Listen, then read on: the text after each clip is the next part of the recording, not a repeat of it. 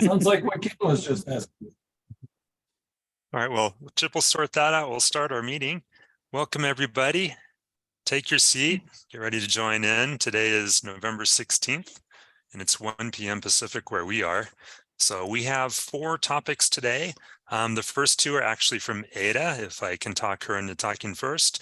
It's an FM transmitter she made using the color modulator. And then the second part of that is the P2 online dock thing. And then the next topic will be from Stephen. He's going to show us the VS Code tabbing support for Spin2, which is cool, and maybe a picture of a very cool project he's working on. And then we'll go to Chip, and Chip can talk about what he's doing with the compiler and whatever else, and audio and all that stuff. And we can get any help we need from him too. So we'll try to get to Chip, say like, I don't know, within 45 minutes or so, if that's okay with everybody. So is that okay with you, Ada? Yeah, whatever. Whatever. Okay. Don't be trying to get the set thing up so it can do the demo. Just don't want you to stay up too past your bedtime, you know. Too many wires that don't work out. Oh, I hate this. Okay, so while Ada and Stephen get their stuff ready, you're going to be exposed to some marketing gobbledygook because I have to have a captive audience. You know how much I love that. But this is all to your benefit. Just look. If you need P2 edges, we have just started a little sale right now. And really the only way to get these is to be here because you have to know about it because we're going to turn it off in a little bit. Definitely by this evening. So they're $25 off. So if you've got a project or a product, you can buy product. That's Purchase it. product. Thank you. You're doing great. 663. Yeah, Chip. What's the marking on that little oscillator? I can't quite see it. Oh no, go to the right a little bit.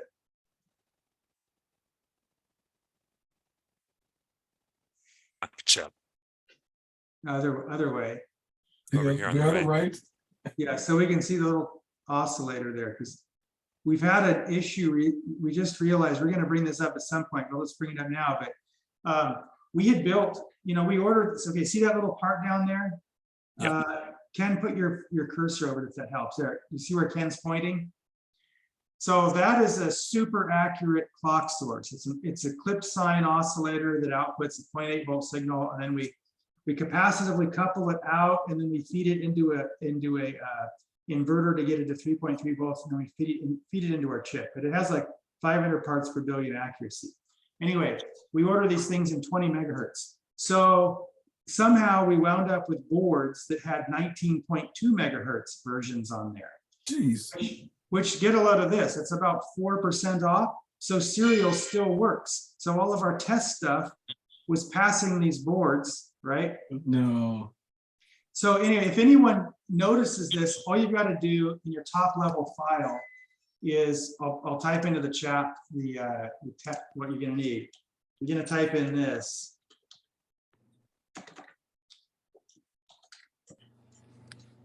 Hold on. Okay, into a con section, and that'll fix the problem because the tool supposes there's a 20 megahertz.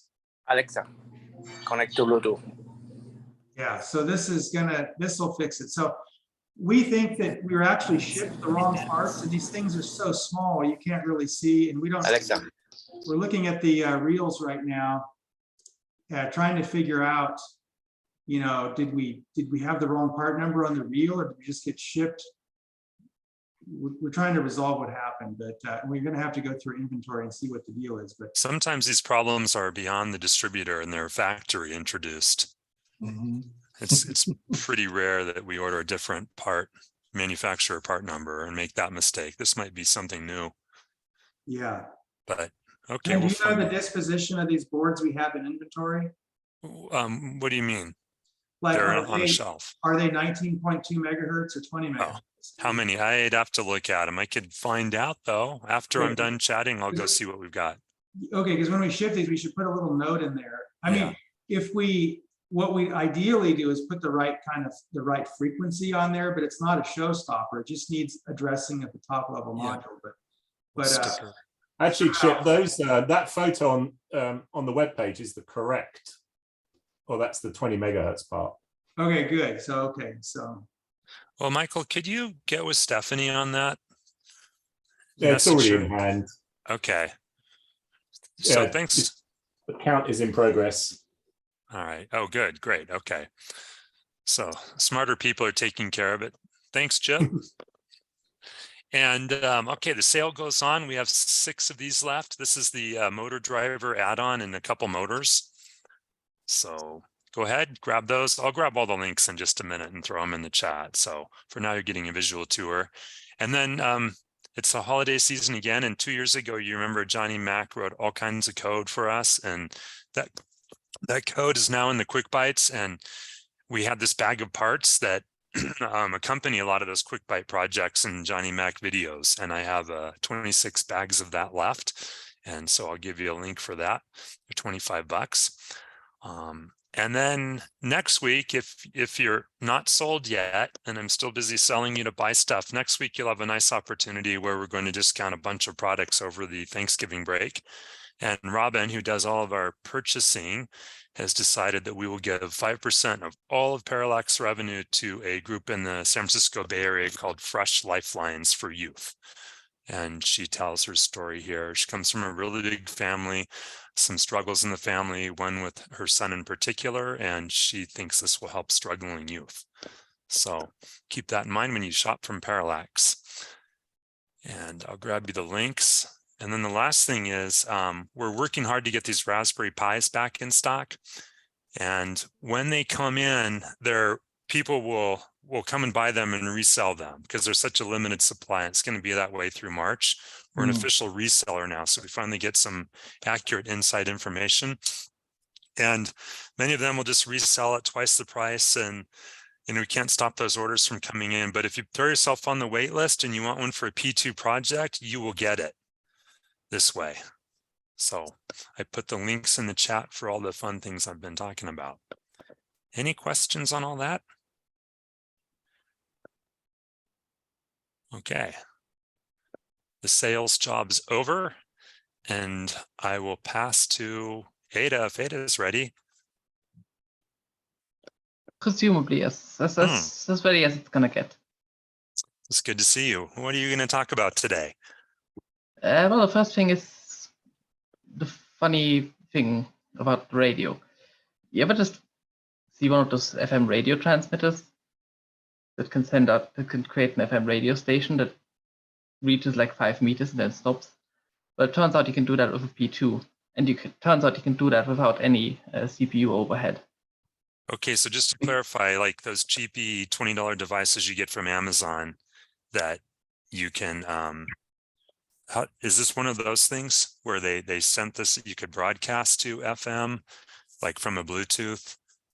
Basically Clarify that, this. yeah, you can broadcast an FM radio station and you can pick it up somewhere. Okay. I can connect you to the radio, also known as my phone.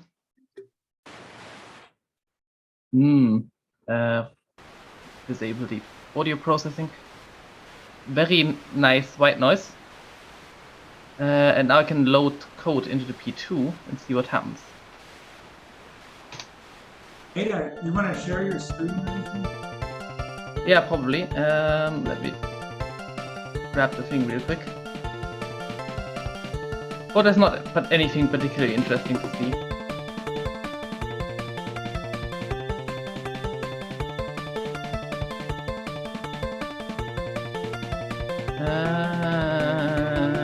Where is it? There we go, that's what it looks like.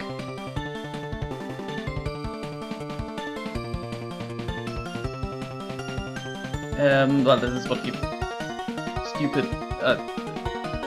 Is it annoying you yet? Yeah.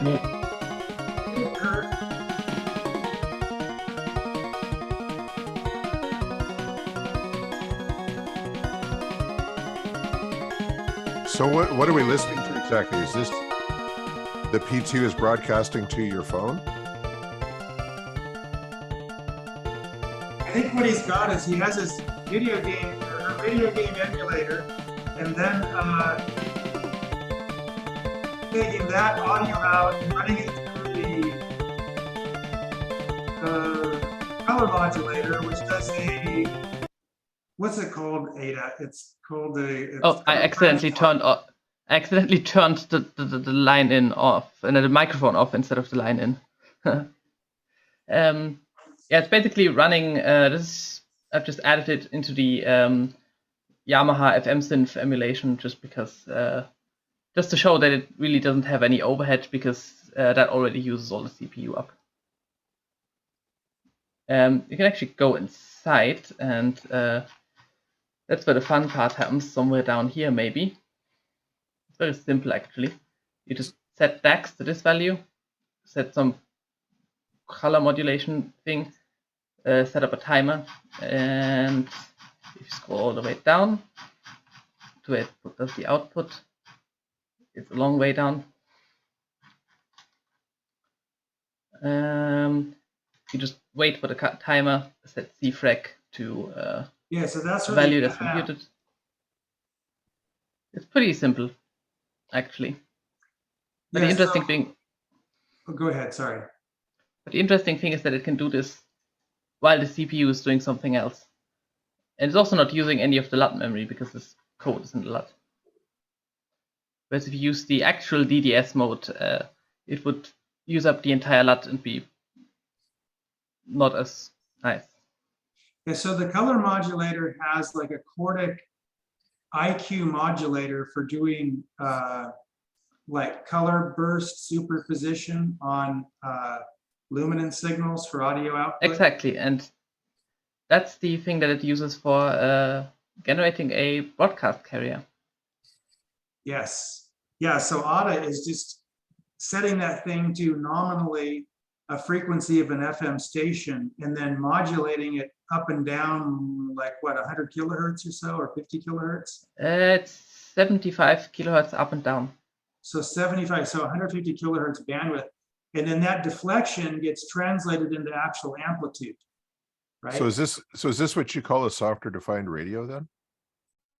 It's kind of using the hardware, but it's also kind of doing it in software, which is very interesting. Yeah, all ADA has to do is just modulate, just change the frequency value. And then exactly. it will, you know, so it's nominally, what is it, 98 megahertz? Where do you have it? Currently it's at 88.5. Oh, okay, right at the bottom. Anything works. Yeah, so 88. It works at higher frequencies. I just selected 88.5 because I presume the quality is better if the frequency is lower. I haven't really tested it, and it's just frequency that doesn't seem to be used in my area. What is the circuit on the I/O pin? There is no circuit. Wait, do I have a camera? Yes. Got an I/O pin flapping in the breeze, sending out these signals. Wait. I have to disable this. I have to swap over this. I have to enable video. It is literally just. It's a wire. Don't tell me it's a wire. A wire. It's a shitty metal wire.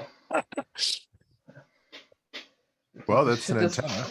The shit is. Oh, now I've ripped it out. Oh. So what would it take to put more power into this and to broadcast to your neighbors and to the rest of the community? I mean, you can sort of receive it from across the street. I have to fix this nonsense here. You can do it with just a transistor, I think, and some power. Transistor cap and a resistor probably make a good RF amplifier, and you can go a lot further. I'm not even sure if it's correctly set up as is, because like it could maybe even do more. I'm not sure which DAC mode would be the correctest one. You got to be careful with that though, because obviously if it's too strong, you get clapped. Yeah, the authorities care about people broadcasting on the public radio. Yeah, if you do it too much, then you get clapped. So better not even mess with that. So there must be a power level, because you could buy online these little devices that receive the Bluetooth off of your iPhone and then broadcast to your car radio. There's some extent of limit. It probably depends on where you live, but some amount of broadcast is fine. If it's too much, they'll send the police and they'll shoot you, and then they'll ask questions. But hey, if you want to make your own pirate radio, this is a good way to do it. I mean, if you want to only broadcast Love Colored Magic VGM all day, every day, then yes, Grab this a is in couple fact of those light transmission. kits from Ken and animate the lights and let your neighbors listen to music and watch your lights. Perfect for the holidays. I mean, if you want the neighbors to listen to it, you just hook up big speakers. That way they can't escape it. Anyways, torturing people. because Ken asked for it, I've also made a simpler version. This is the simple version. Let me turn the noises back on. If I can find where it is. I've reset it, and now load this simple code. It does this. This is perfect if you want to make your own secret Russian military station. It just does this. Riveting. But as you can see, the code kind of sort of fits on one screen, even with the big font. And here you can see some of the computation. It's just the settings for the thing. What Now what all is you the need to do is groups of 5-letter codes with some random cyber encoding, and then you can just attract all sorts of attention. how flexible is the frequency of this? Because you could do things like program garage door controllers and stuff with this, right? I mean, you can pretty much broadcast on any frequency. Well, you have a limit. If it's too high, it will be terrible quality. And the particular relationship of clock frag to the channel center frequency also has some effect, right, on the noise level that it gets. Have I turned the thing off correctly? Yes, I have. Okay. But yeah, as you can see, it's very simple. I think Chip probably knows this. Is DAX 75R2B the correct mode for? Well, it would be better if you made it 123R and then 3V. I think that's the name, because then you just get a little more amplitude out of it, because you're really not driving any load. You're just swinging a wire into air. So that would that signal will go a little further. So maybe someone can answer too. We had this for the P1 as well. Phil Pilgrim did a project years Seems ago. to work at least. I wonder what's different from the P1 application compared to this one. Anybody? I think that was a radio receiver mode, wasn't it? Well, he was doing digital output, right? This is actually drawing an analog waveform. Hey, Ada, do you have a scope you could show the actual waveform on? I do have a scope, but I'd have to get it down from. Okay, no, don't worry about it. But this upstairs. is actually, there's a. I mean, if you want to wait 5 minutes for me to, or more like 10 minutes for me to get it and put it up. It's gonna. Let me ask a harder question. Do you happen to have an SDR and you can do a waterfall display so we can see frequency? No, I don't have anything funny like that. Oh, but I don't know what my phone is doing to receive FM radio. Not sure what sort of thing that has. But it's sure doing something. It has got some weird digital filtering on it, where sometimes the frequencies change. There's going to be only weird. 3.5 samples per cycle at 88.5 megahertz. So it's going to look really rough, but the PLL and the receiver smooths all that out.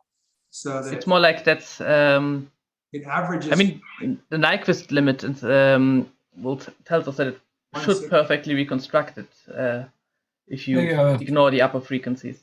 That also suggests you should be able to do FM stereo. Oh yeah. Yes. Yeah. Stereo is more complicated because you need to generate a bunch of subcarriers. No, they're all offset from the center, so shouldn't be too hard. Yeah, how does that work? How's FM stereo? I learned about it once, but I never implemented it. But there's like a 39 kilohertz. Well, I need some time to prepare, but I can put up an SDR and show you. I won't do it today, but if we plan for it, I can put one up and show you what the waveforms look like. And we could also do this and have it sitting near so we can look at it. Yeah. See, once this is configured, all it has to do is just change the frequency value, and then it over time, changes the waveform rate. Correct. And, it all gets demodulated on the other end for the receiver. So we should easily be able to move it around on the band. You're going to have top end and bottom end limits, so you won't it'll be interesting to figure out what the maximum frequency you can go to is. That'll tell you what bands you could I occupy. think I've operated this on the normal FM band at, I think it works down to 100 megahertz still, so. FF down to 100 But megahertz. you could go to 108, it'd be fine. It goes down to very low frequencies, as it were. You could do AM too. AM is a much simpler matter. Yeah, Dave Harding just suggested that Phil's was an AM receiver. Actually, AM is harder because, or at least you're not gonna get the same quality out of it because you can only set the amplitude in 255 in 8-bit steps, and then it gets scrunched down by the modulator even Oh, further. yeah, you're right. Yeah. So I have 2 questions, Zeta, and maybe others will have the same question, but let's have an application. I have sound of some kind, and now I decide I want to broadcast it. What generally, what would I need to do to use these objects and just take that sound and send it out? You showed us how to configure like the broadcast. I mean, this is frequency. basically the example that I've made that's on screen right now. You really just need to configure it like this, and then you just need to, this is just what generates the beeping tone, and this is all that needs to be done to actually broadcast the sample. Now wait, you're doing this Q rotate. And why, let's see, why are you doing a Q rotate? That's just for generating the tone. Oh, okay, all right, that's your tone generator, okay. Yeah, I can turn it back on if you want to No, see it again. We That's fun. are you sharing this code? I've already posted it onto the forum. Forums? Wow. Because I am quick and I am efficient and I don't waste my time on anything ever. Sharing is caring. Thank you. Yeah, so what's happening here, I think I mentioned, but in the IQ modulator, there is a 5-stage chordic convolver that takes your IQ coordinates and rotates them, you know, like this, in order to generate, in his case, FM, in her case, FM.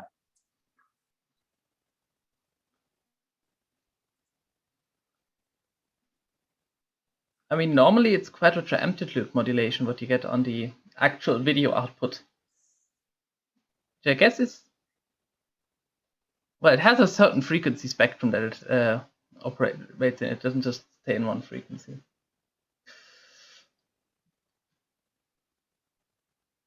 Is there anything else that can be done with that IQ modulator, do you think? Presumably a bunch of interesting things could be done with it. I mean, it can, you can modulate phase with it. You can modulate frequency. I wonder if there are any. I mean, you could do phase shift keying probably. But only in a baseband. I don't know how this works over how phase shift keying actually works, but I think it just means that you shift the phase around. And right. Yeah, you would shift the phase. I mean, I think they actually do use quadrature modulation on for signaling on cable internet. Yeah. At least that's what it says when it doesn't work and it's searching for channels. So presumably you could use it for some sort of signaling, but you'd have to have something decoded on the end. I guess you could use the Gerstle mode for that. Right.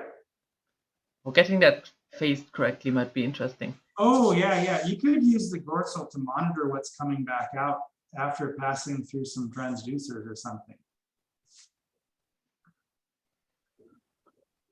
Even how this topic has been explored, we can have funny music on the radio. Yeah, so this is from Ada's console emulator. This is actually not from any of the console emulators. This is just a YM2608 emulation. Oh, cool. Oh, okay. You wrote that emulator, right?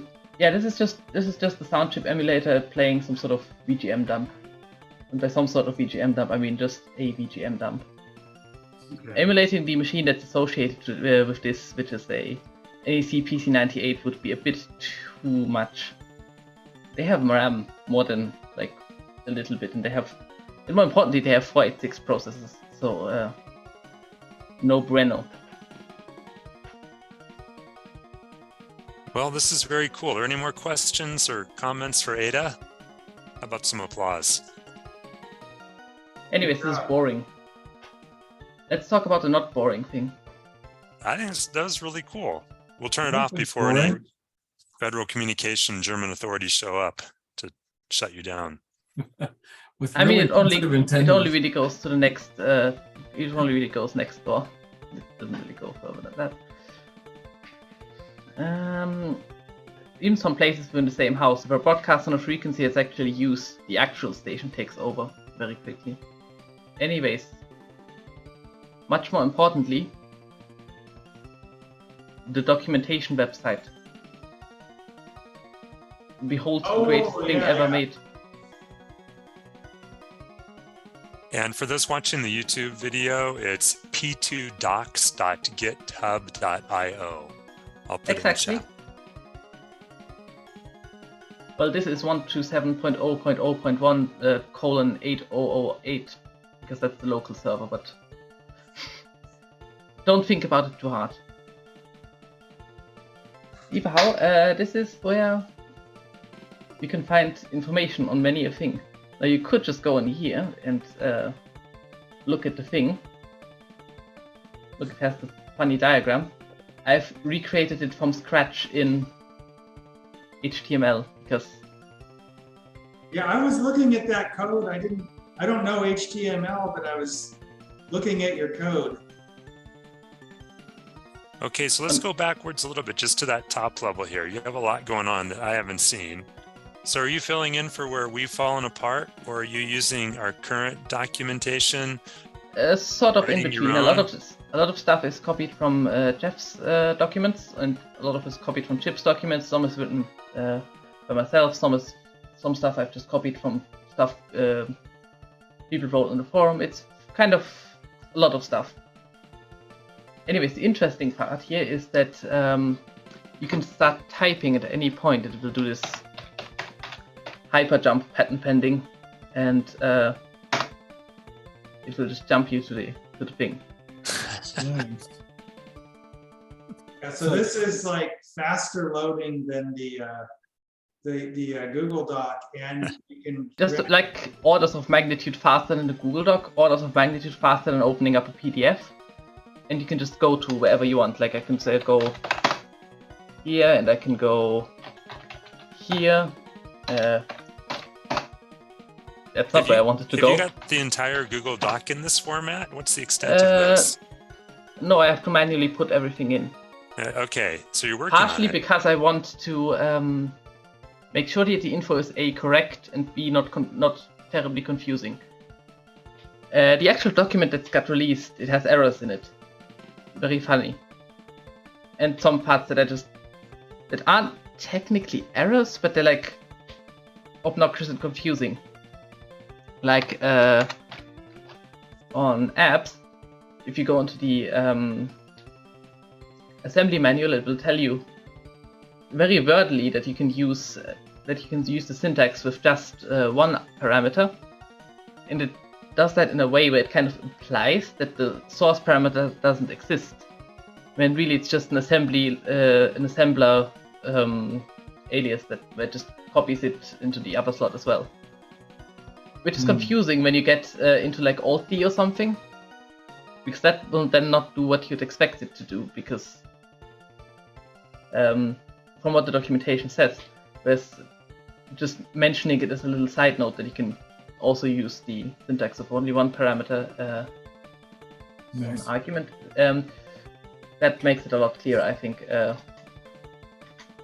So it sounds like too that this should be feedback to Jeff as he's working on the document. Well, we need to Exactly. I include think some of these data. I've actually put onto his Google Doc, but I think some of them he just kind of forgot about, and I think he is Probably he the right way to do You're that, right. Ada, with us is to send it to editor@parallax.com, because Stephanie will get it and she controls all of our docs. And if you're doing this and progressing, we want it to be somewhat in sync with ours. She can also tell you what we're changing on our docs. Eberhard, this is quality website. Oh yeah, about the. Let's look at this diagram here about these bit Nice. permutation instructions. But this is not your grandma's diagram. It can do this. Ah, Oh, that's fun. You can Hey, what about highlight the it. one? Go to like RGB speed. How did you handle that one? Like this. Yes. Smooth. I got to tell you, Ada, I needed this a couple of years ago. I wish I knew that this existed. This is excellent. Yeah, that's smart to put those dashed lines. Yeah, that's just. It's just a terrible SVG that is generated. It's terrible because all the bits have to be in a weird order, so they can. So the ones that belong together can be in a group, so that the group can get the hover indicator, and then the content of the group can be styled when they're Yeah. hovered. That's a bunch. SVG is very unfriendly to anything, that's dynamic, because the order that things draw in is fixed. What's at the top draws first, and what's at the bottom draws last, so it's on top. This means that if you want to make it so that it reacts to hover, you have to do things in strange orders. Also, you can't copy elements. If you wanted to do this, because if you copy an element, it will copy the hover state of that element, which is bizarre. It will not have its own hover state. I don't know. Why did they do it like this? Anyways, this just has a lot of things in it.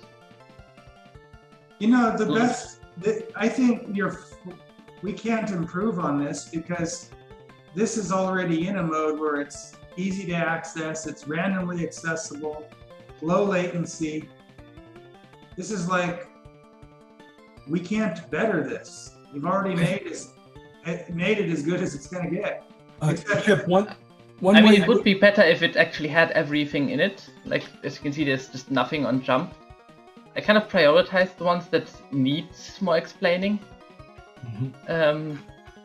I think the way this can be bettered, Chip, The smart modes are also incomplete a bit. is working on the synchronization between the core documents and this one. Well, yeah, Ada has used the core document and also realized even there were some like minor problems with the core document, right? Right. Ada, So you found actively what- feeding information back to the core Right. and constantly increasing the sharing between these two documents so that Yeah, they it's stay in Also, not sync. just minor mistakes. There's actually a really major one, which is about See, you At just S- walked into the biggest party that exists at Parallax by doing documentation. I received email from customers about this out of control spiral of That's it. documentation generation. So we have to make sure that what you're doing is in sync with us, and this could become a very, I'm very not high use. documenting anything that would need to be synchronized to anything, because Okay. I'm only documenting the assembly language and hardware features. I'm not touching the spin language, partially because it changes all the time, and partially because you could use CU, you could use anything else, and it doesn't apply then. Well, this is great. You keep going. I'm just going to make sure that we're communicating with you inside. Yeah, this is relatively. I really just made it because sometimes I just need it myself. Like particularly these stupid ass diagrams. I have a hot link to where Chip posted these on the forum, the original picture version. But you I made these by hand. Yeah, you recreated all those, which is good because now they're dynamic. Exactly, and even better. And part of the actual reason why I did this is if I Okay. go into my development tools and tell it to go into prefer color scheme dark, it doesn't look like shit when it turns into dark mode. Right. Good. Yeah, that blue could be cyan. I suppose. Because it can probably set the well, I can make it so that the image version it keeps the hues, but it can't probably keep the brightness. Right. I can show you what that looks like if I go to if I go to sitemap and then go to diagram test. Here you can see the hub interface diagrams compared. Which one is smooth and you can select text in, and which one is just an image. Not sure what the point of selecting a text in this is. You can even select the text that spins around. But Oh, Ada, there's a color discrepancy between those blue balls and the text. Wait, maybe it cleared up. yeah, I've made the gray bars a bit thicker. Okay. And not thicker, a bit darker, just because I don't know. Okay, don't it know showed why I up did as two colors a minute ago, but it's all straight now. Like maybe it had to cycle one time before it became. It may just be the sort of Zoom video compression. Chip, I Yeah. think she had that text selected, so you saw the selected I had text to- on top of I had the to- on I had graphic. selected. If Yeah, text is yeah. selected, then it. Never mind. Okay. Hey, Ada, you know, for all those transform drawings where bits go from one place to another, do you think it would be good to animate that so that those lines become like they have little spaces in them that are animating and sliding in the direction? Like if you go and touch, I mean, Like this, if I touch this, it should go up, like the stroke goes up. yeah, I like, yeah, think that can be done, but it might be a pain. it shouldn't be necessary because, you know,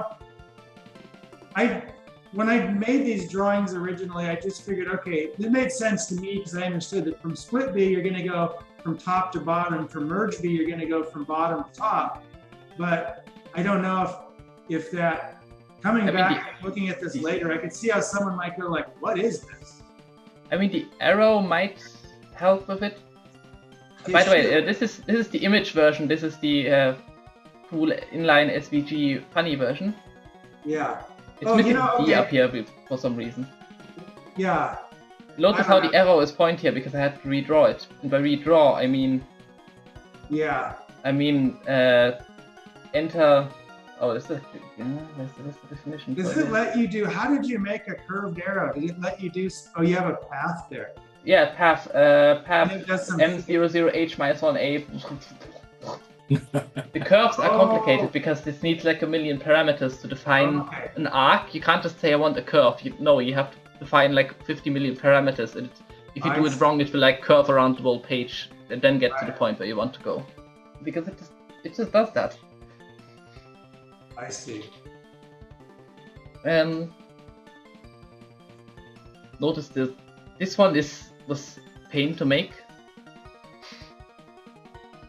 Because it makes no sense.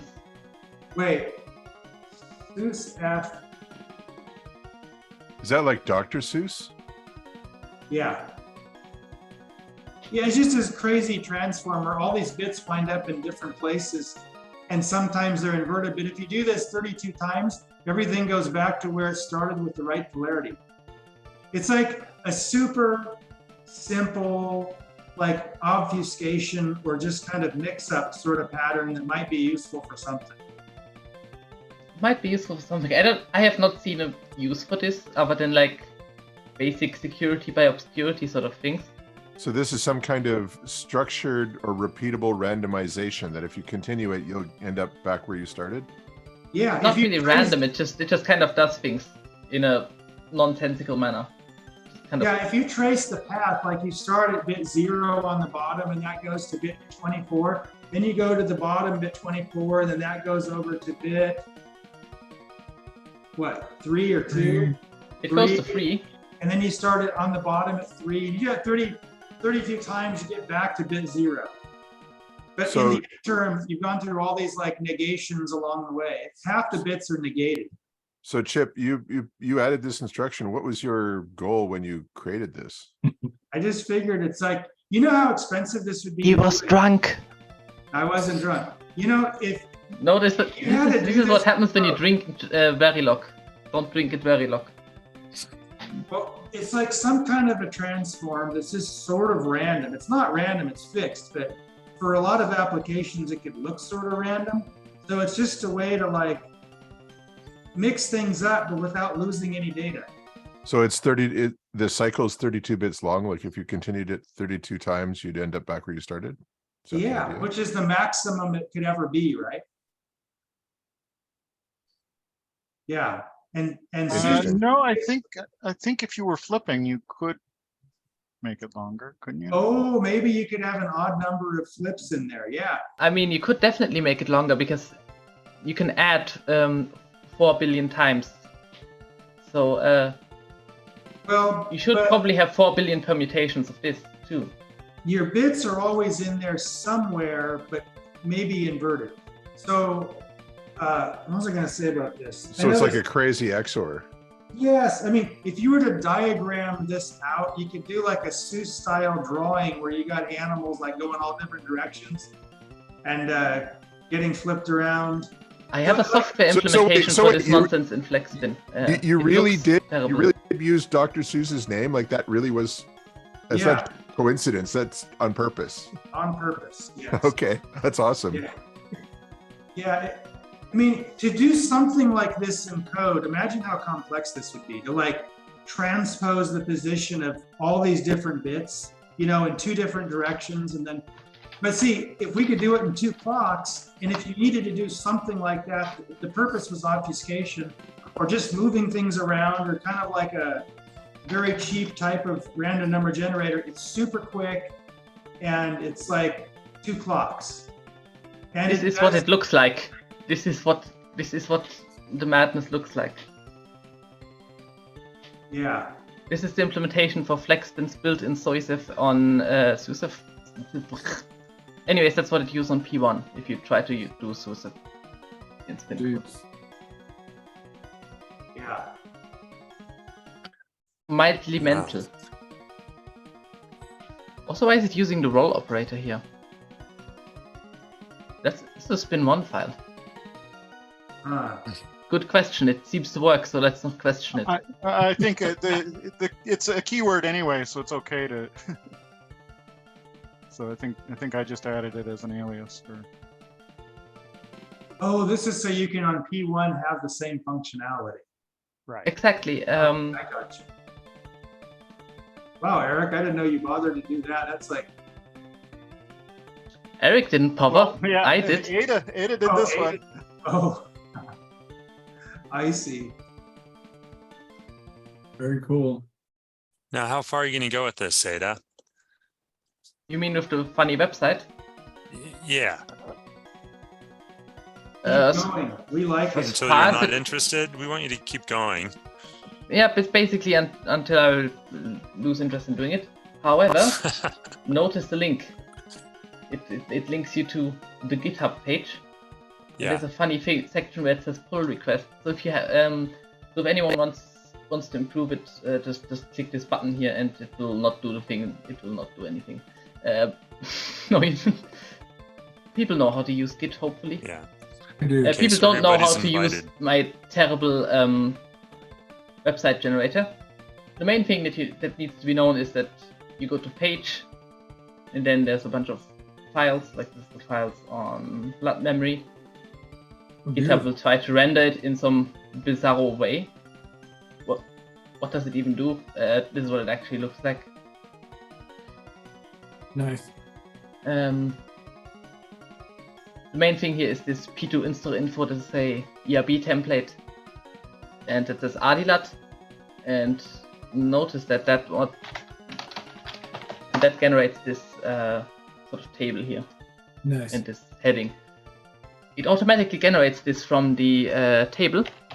At the front. No, it generates this from this table. Oh, okay.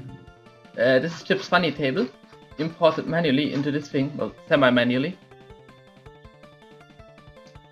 And it kind of parses a lot of metadata just out of this, like which category an instruction belongs to, what parameters it takes, Mhm. whether it can use setQ, how many cycles it takes, pretty much everything. It just kind of parses it out. I think there's one instruction that I have to still fix, because it basically just looks at the text that's written here and tries to divine meaning from that.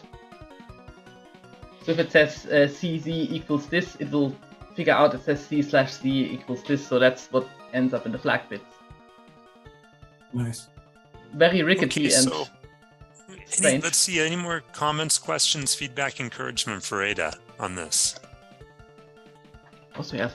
I'm really liking this. This is excellent. I did some poking, and I think I've been to all the pages. I'm excited. This is good work. Yeah, really Even nice the work funny on the hidden docs. pages. Yeah, this Okay. is Even the hidden great. pages. Because there's actually a bunch that you can only get to if you click on sitemap down here. Right. Right. Yeah, this is Like the aforementioned diagram test page, Mhm. which you don't want to normally link because it sucks. And what other funny ones do you have? I think reformatifier is also. What does reformatifier do? The answer is it is specifically designed for when I want to copy some description out of the hardware assembly manual and want to, and this automates all the no, not all of them, but some of the formatting changes I usually do. Nice. This is all this page does.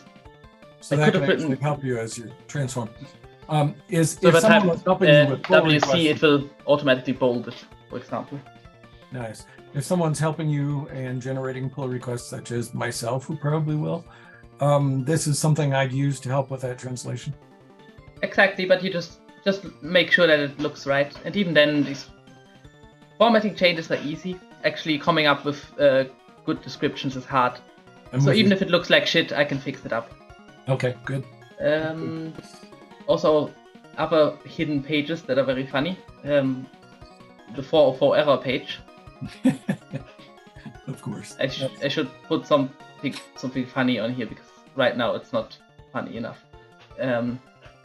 We have this is not a hidden page, but it's just a listing of all the symbols that exist.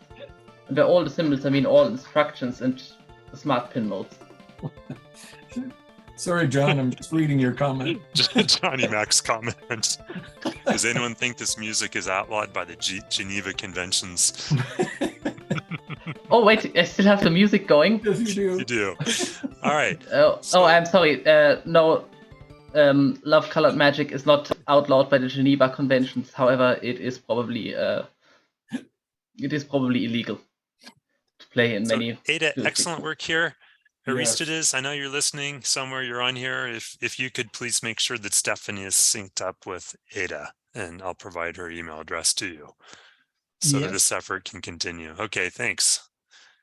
And We also have also, the matrix. This is something I've never seen before. This is a matrix view of all the opcodes.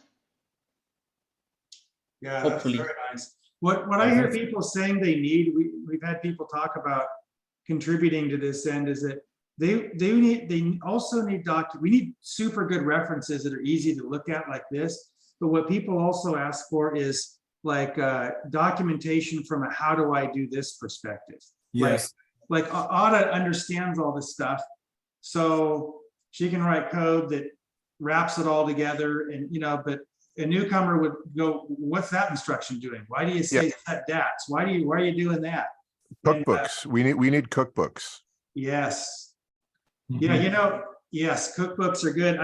When I was taking a whole bunch of stuff to the dump in the last couple of months because I had to clean the shop out for Doug, I threw out so much old junk, but I saved this the Tandy, the Radio Shack Engineer's Notebook 2. Remember that yellow thing?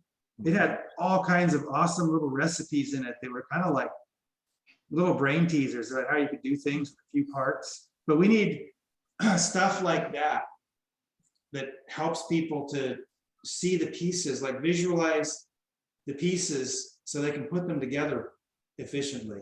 Yeah, that's super useful, especially when you're learning something. I learn best if it's great to have a lookup reference, but also to have a cookbook so you can actually see it in context. And then the two together really helps the learning. Yeah, I think Ada understands the whole chip. Yeah, and Chip also, if you slow down the propeller tool revisions, then Jeff could actually work towards that, Right. the debug and everything, because we have a lot of parallel things going. This is why we can't get to where it is taking us easily. Also note this the sections where it says to do. This is where you contribute. Because that's all the things where there's something that needs to be either researched because the existing documentation doesn't say it, or that has to be just written in a better way, and I'm too lazy to do it. Okay. All right, so we'll move you on. just like search the whole thing for the word to do in all caps. It will be very useful. Okay, good. Actually, what does an you're here. What does an instruction that is only specified to react to normal setq do when you do a setq2? Okay, you mean, wait, say that again. I didn't understand exactly. If you have an instruction like q rotate, maybe that you can use setq on, but you use setq2, what does it? Well, I have to look at the Verilog. I don't know. I know I discriminate between setq and setq2, but setq2 might be like an additional flag that I and with the setq flag for certain purposes. So it might be that setq2 would do the same thing, but it wouldn't do anything different. It would just maybe work like setq or not work like setq. But yeah, that's what I was thinking. Yeah, it gets ANDed. It's an extra bit that gets ANDed, I think, in addition to the setq awareness. So I do all this stuff to remember that we had a setq, and then I AND it with, was it a setq2? And I think the only place we use that is in the block transfers between LUT and hub, right? I think that's the only place that setq2 pops up. I could have used it in more places in retrospect. I should have. Yeah, probably should. I mean, Okay. you can do interesting things. Like I think one of the suggestions was to use setq2 and qmul to enable signed multiplication or something like that. To if you enable were to do what multiplication? Signed multiplication, if you were to do a change to that. Right. Yeah, setq2 could trigger it. Yes. See, that's a good recipe for a cookbook. Mm-hmm. Well, no, it doesn't work like that. You'd have to cook a chip. Yeah, we would have had to make the chip differently. To go Okay, from I'll like take this as an opportunity to move us on if you're all ready. Oh no. Ken is gonna shoot me and then ask questions. You keep going. You're doing great.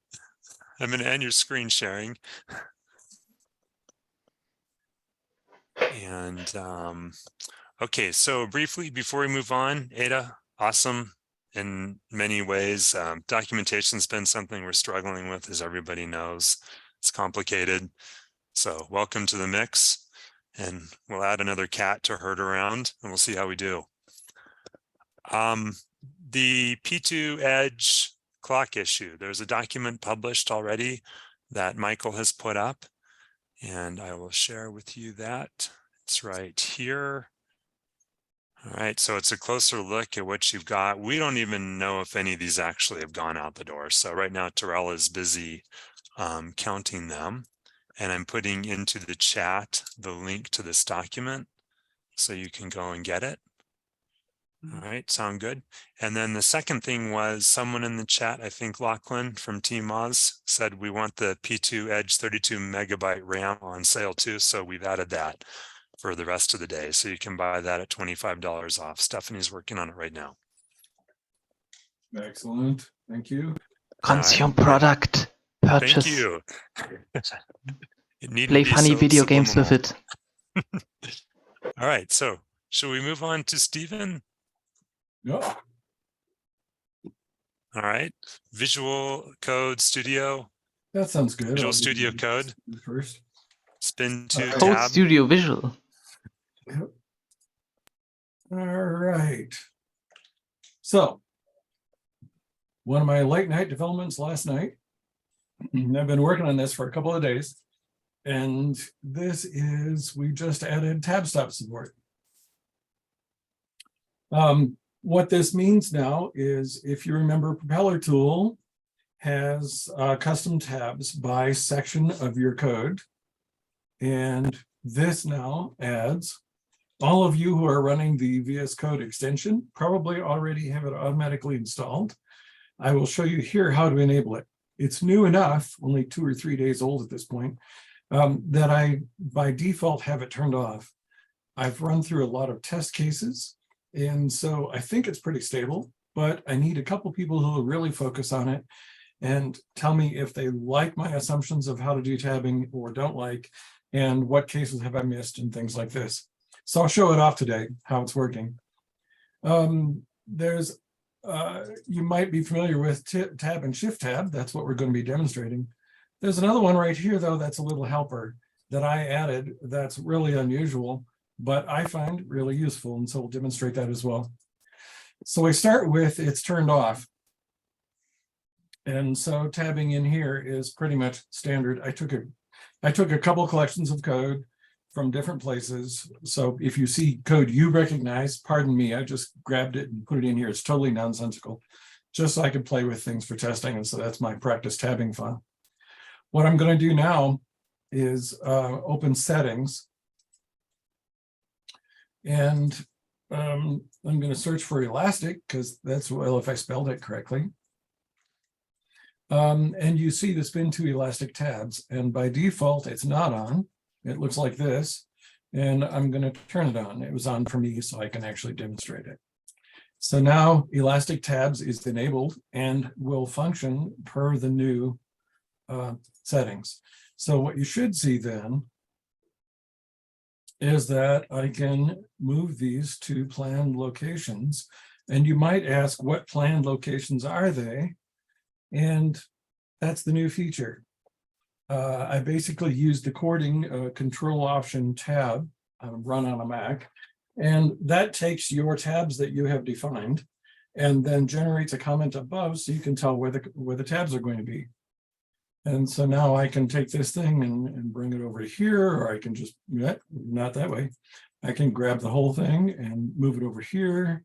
I can just say, put that one to the left, or I can say, bring it back again. I can grab all of these and say, let's move them to where they should be, or bring them back. We can replace space like this and like such with a single untab. Or you can, it's also very forgiving on what you select. If I maybe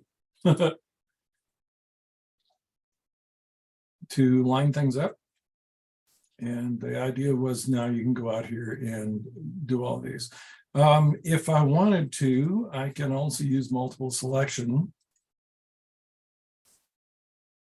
Like such. Whoops, sorry. Let's fat finger it. To move things around so you can work on things together. Does that all make sense so far? Mm-hmm. Tabbing in Quality feature. right. So I have been longing. I have been longing. Yes. So what are the tabs set to in the different sections? You literally can say Control Option Tab, and it'll throw a comment right above your cursor position, and you can see what the tabs are set to. By default, these tabs are set to exactly what the prop tool is set to. You have total control over this. How do you have control? We go to Code Preferences Settings, and we search on the same thing again, Elastic or Spin2. If I could spell, it'd be nice. And what we end They up don't with, have fuzzy search. right here, you have blocks, and here are your tab definitions for blocks. So you have total control over what section we have, and you can set them. And from then on, you'll be running. This is a global setting, and then they'll be adjusted to your new settings. I'm not going to save the settings for right now. Good question. Can you make this work in other languages, so you could configure it for any sort of file language, even if it's not Spin2? Could you make that happen? Negative. It has to be in a language-specific extension, and the only way I could do that is make my Spin2 support more languages, and that's a little bit more difficult. Ah, that's obnoxious. Yeah, but thank you, VS Code. Okay, so the other thing I wanted to suggest is that these are global settings. You also have workspace settings. So I have project A, project B, they're both Spin2. I decide that I want project B, I want my tabs to be different. I can actually do that. And what it does when I enable it and set it, it says it in a directory local override from the global settings. And so now you can make individual projects have different tab stops.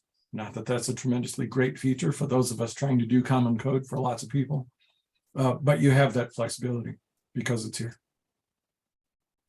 Okay, so any questions on what I've shown? Are we liking it? Sound like good progress so far? Oh, looks awesome. All right, so that's here, and unless I save this file, these comments are not saved. They can be taken out, but they come in as comments, which is just really nice. The other thing I want to show you, I'm going to stop sharing, and I'm asking those of you who had used this feature right away, please enable it and practice with it. I'm looking for feedback on what is working and what is not. At my repo, we have this, and I went through a number of test cases. Visual Studio Code is extremely specific when you make selections within a document, multiple lines, and the direction you drag, all of that is fed into the guy who's deciding what to do with the tabs. And so I came up with these test cases. If you have just an insert point, no selection, you're in non-white and you're in white, what should the behavior be? You selected all non-white, or you start in white and in non-white, okay, things like this. And I have these as test cases. Multi-line is a little bit special because if you use the line number column to select lines, it actually arrives in the selection as a 2-line selection, even when you've selected one.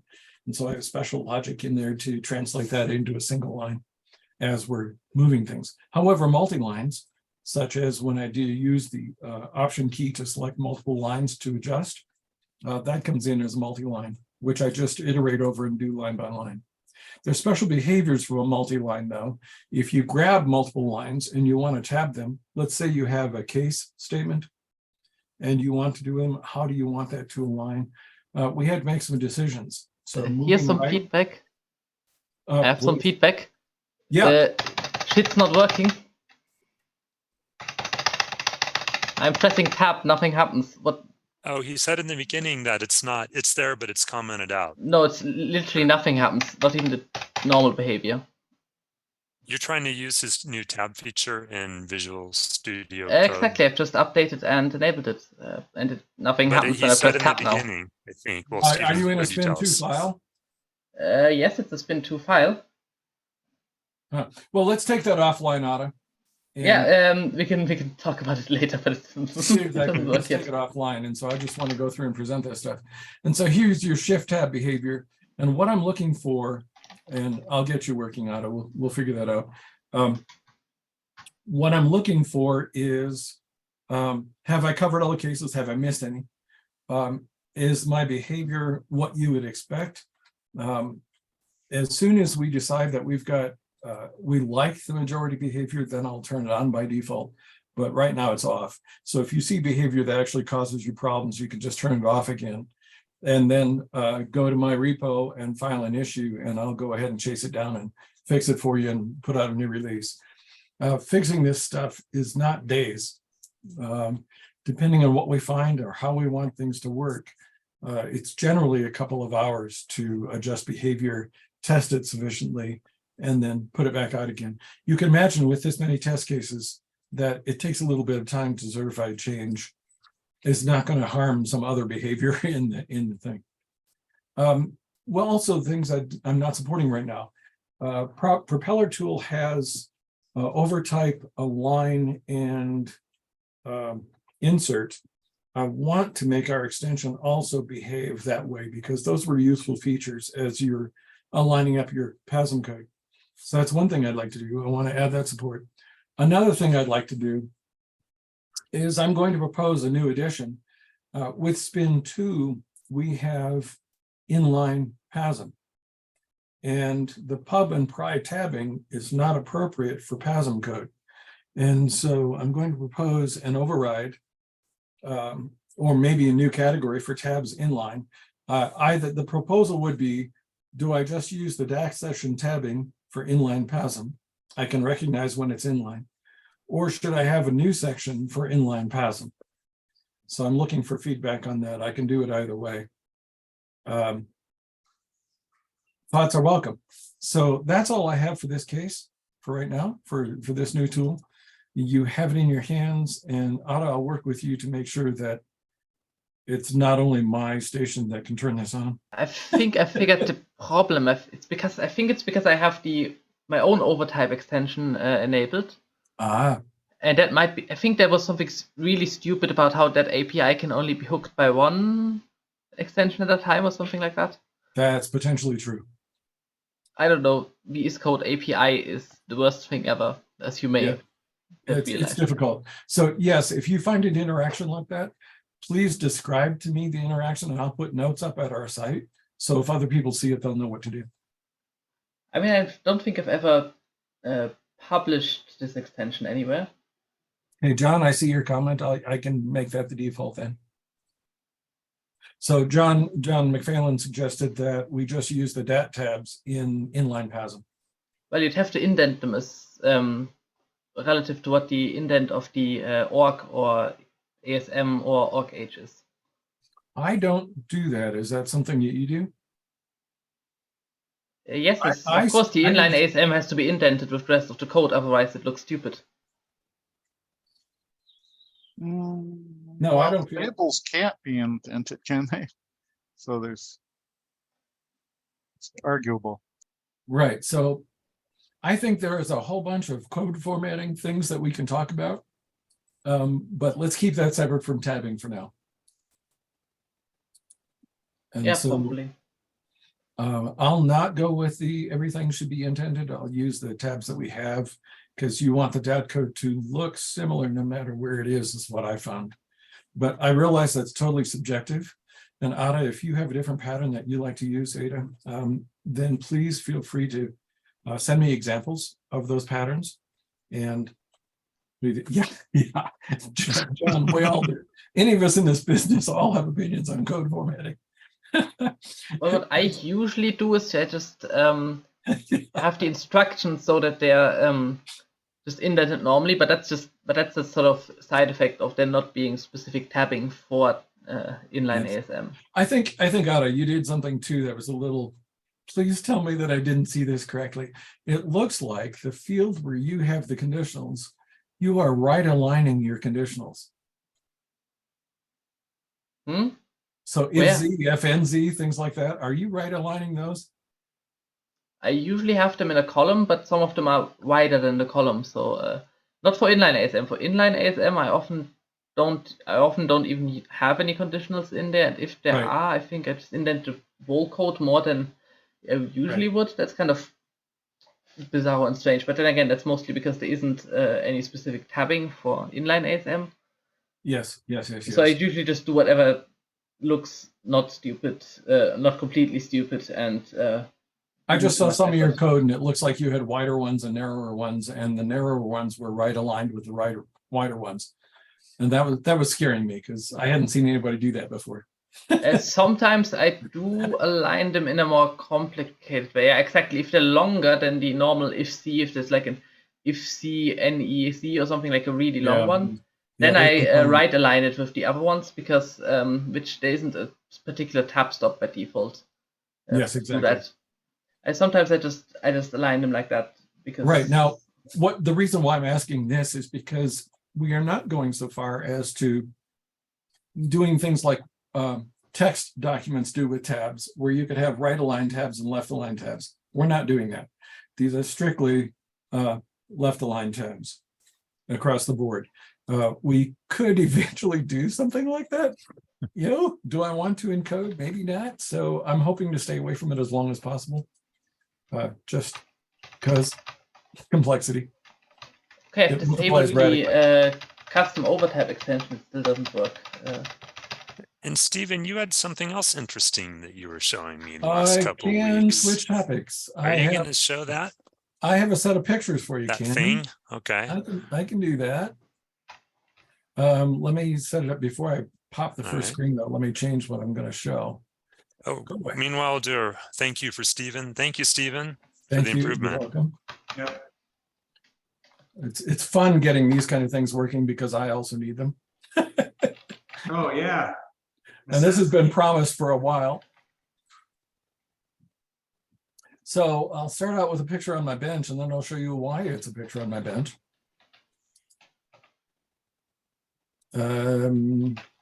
Okay. So I've been working on, this is,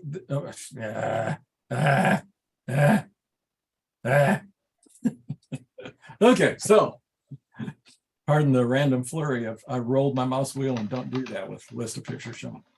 So nothing special here. You've seen my RPI gateway before. You've seen the mini edge breakout board, and you've seen dot matrix displays. That's not new for me.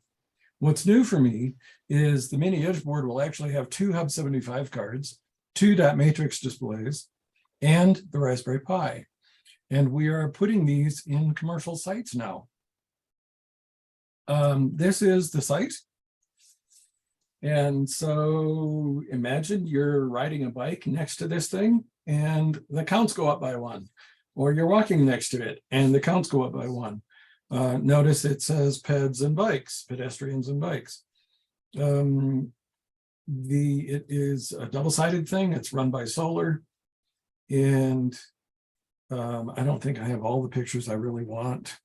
This is the vendor and what it looked like before we started.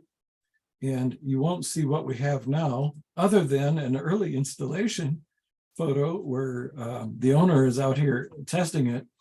And it's nice and bright. Can I zoom this in? It's nice and bright, but you can see it's rotated. And so what we found out is that the installation orientation of the panels was not quite what we expected. And so the matrix driver now supports full rotation, left or right 90 and 180. So no matter how you put your panels, I just configure the driver. And so he's actually out there today installing the panels front and back on this thing, and it's running our new counting code. This is a commercial product by RoadSys Incorporated. And that's what I've been working on lately. That is really cool. Now, And so, why are they counting people? Are they trying to ascertain if they need to build more infrastructure, or what's the objective? you know, we have, he's working with like 4 different states, California, Oregon, Florida, and Ohio, maybe? I don't know. I hope away I'm not giving any secrets or anything. But, he might actually be here. But the net result is he's just putting up signs and counting traffic. It says tri-rail at the bottom. Say again, please. It says tri-rail at the bottom. Is that what that says? Try something? Oh, It's called these the are- sponsoring agency. Yeah, these are all sponsoring agencies. Absolutely.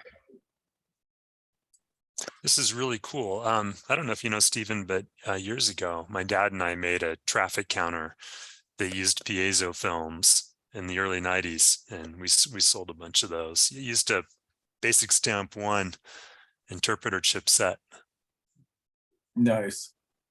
I'm curious That's what the sensors you're using on that, but you don't have to tell us that. Let's see I here. had a lot of that stuff I threw out. I kept some samples of things, but a lot of KGI stuff went to the dump. Yeah, it's obsolete technology, what we were doing. What happened? There we go. For information, I'll post a link to their site. Minor update. It seems to have started working after I reloaded the window. Thank Okay. you. I'm glad to hear. Thank you. Mildly confusing. Yeah, it's going to be a mess for a while until I So, understand. Visual Studio Splop. If you're on the YouTube video, the link to that is roadsysllc.com. ROADSYSLLC.com. And in the very center of the screen, you'll see the cycle information display, and he was using a different vendor, and decided that he wanted to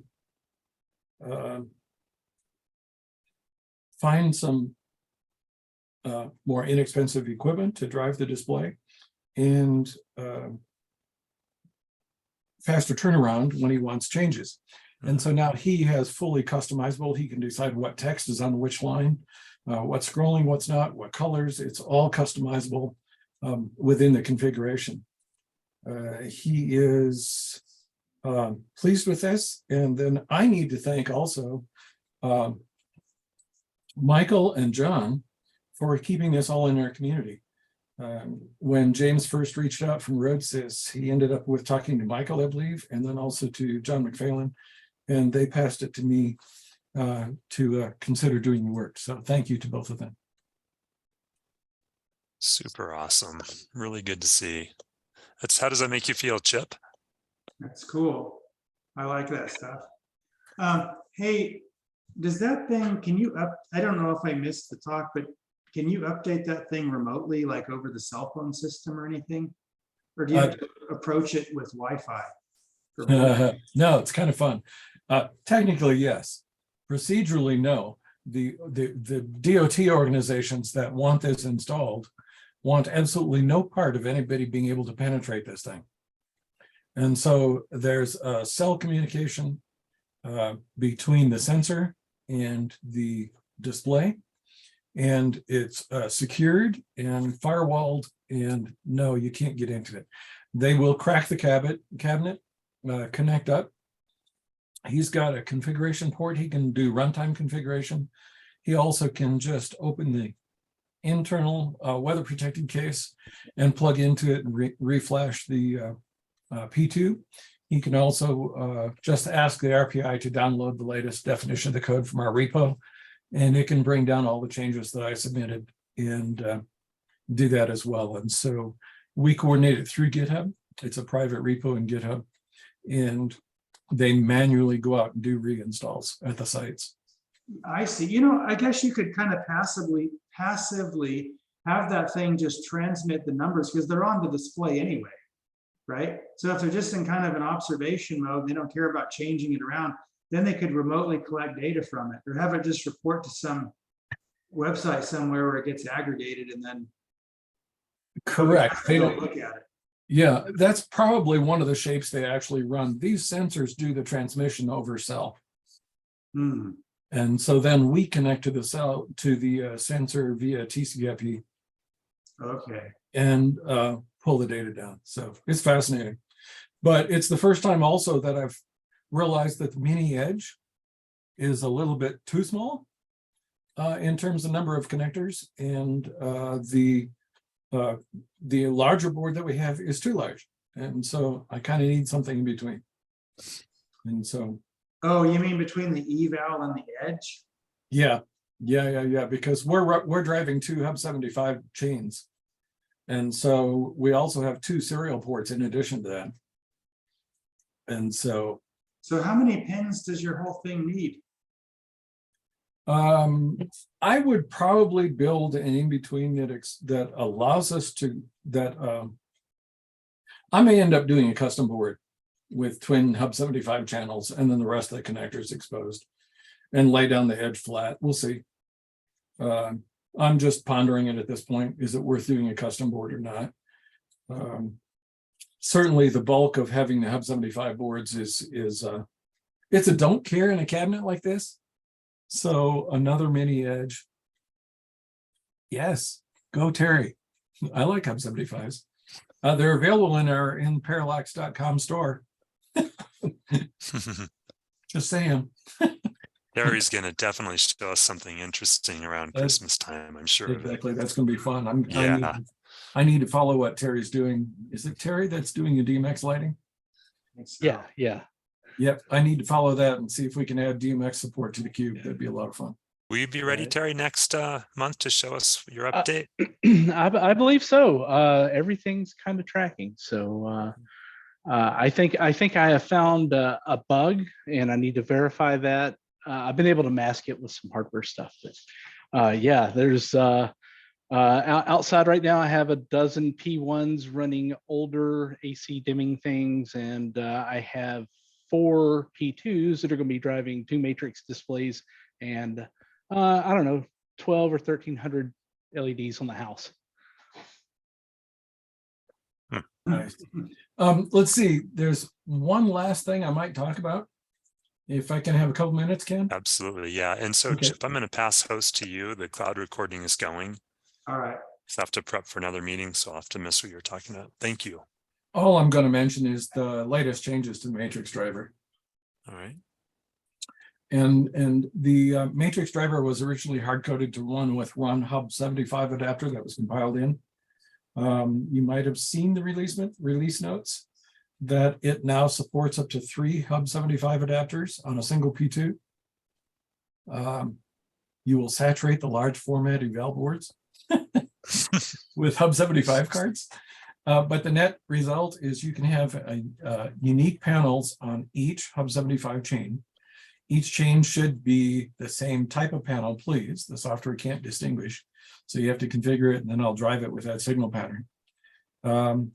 We can drive video frame rates on all the chains simultaneously.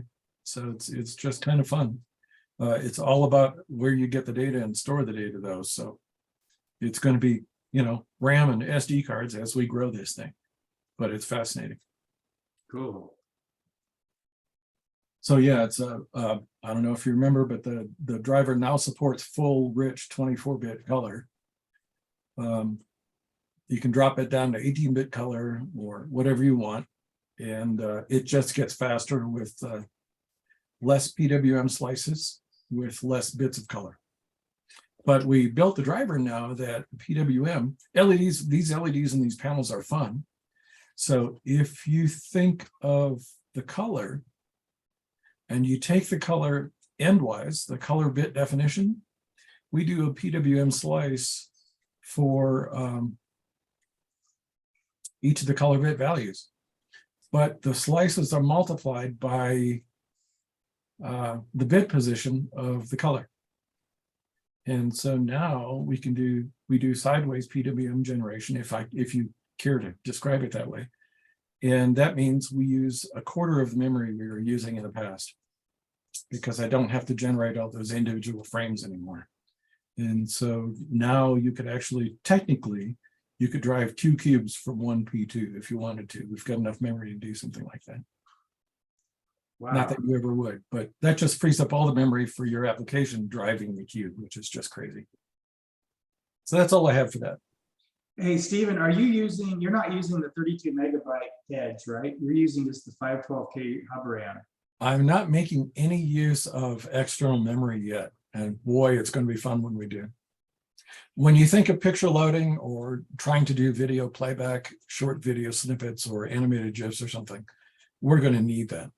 Yeah. You need fast transfers between. And so, yeah, that's right in the path of where we want to go with the driver. We have to use those. Along with that, Chip, I'll be eager to hear about releases of your file system, because startup of images and things like that will want to be obtained from the file system. Yeah. Yep, going to be fun.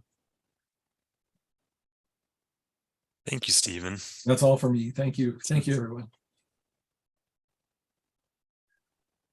Okay, Chip, I passed it over to you, so you can end All the right. recording when you want. Okay. Michael Mulholland has a few things. Excellent. You still there, Michael? Yep, still here. Yeah. Okay. So we've got What Michael. should we look at first? What's that? What should we look at first? Oh, what do you want to talk about first? The ADC, maybe? Yeah, let's do that. So we've got this chip from, well, I forget who made it. I got the data sheet up here. It's a 4-channel, 192 kilohertz, 32-bit ADC. Of course, it's not really 32 bits. It gives us 32 bits, but I think it has, like, did they say 120 dB of signal to noise ratio? Is this the audio thing that you just sent out, or is it something else? It is, let's see, where do I have this file? Sorry, you're talking to me. It's 105 dB. If you're talking about the 105 dB. signal to noise, Okay, yeah. It's the, okay, we're using the AK5704 4-channel 32-bit ADC. It has mic amps built into it too. So we've made two kind of boards that will sell together. One is the headphone board that takes the direct output. So it doesn't have any amplifier. It just uses 4 ganged pins to make a 31 ohm DAC, and that does that twice. So you have a left and right channel you can drive headphones directly from. And then we have this other board which has this little part in it that does the ADC operation. So Michael's written some code that the ADC gets configured over I2C, and then it talks. You get the data out through some kind of frame. Is it called SPDIF?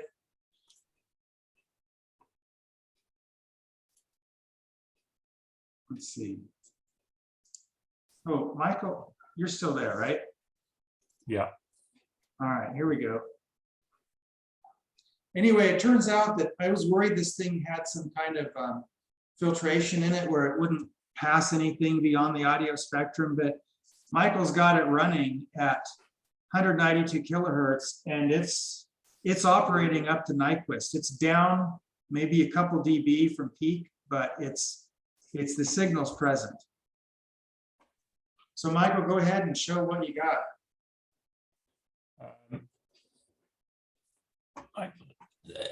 So can you see anything? I can't see anything now that I've shared. We can see your screen. Oh, okay. All right. I'll just go with that then. Right. So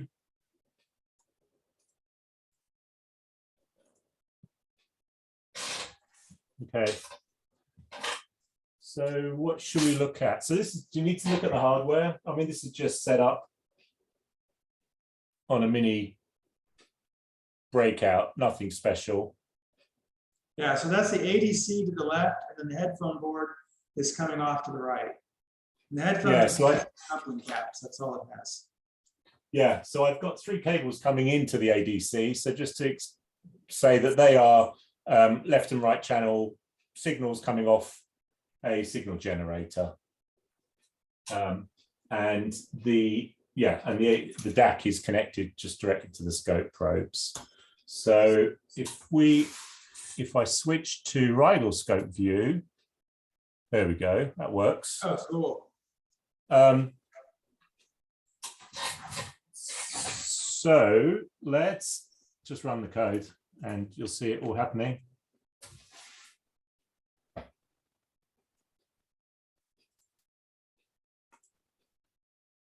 Okay, so blue trace, that's the source waveform coming off the signal gen, and then the yellow is coming out the DACs, so it's being sampled through the ADC and back out the DAC. So we've currently got the signal gen set at 24 kilohertz. That's not very exciting, but if we put that up to, let's say, 96 kilohertz, it says leaning across awkwardly. Okay, so that's the DAC output on the bottom reflecting the ADC samples. So you can see it attenuates a little bit as you get down to the Nyquist limit.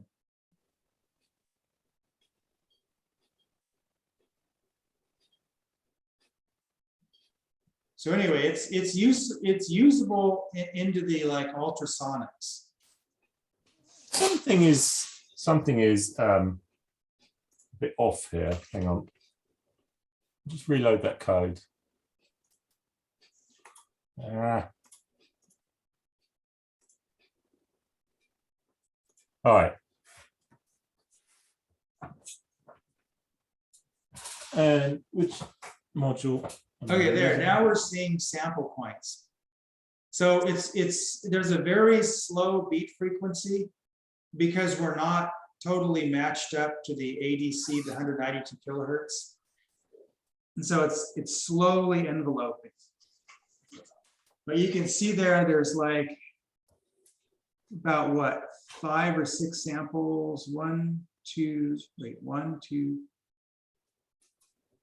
5 maybe. Because at 192 kilohertz, you have about a 5 point something microsecond period. You have 5.2 microseconds, so that's the sample period. So basically about 10 per division.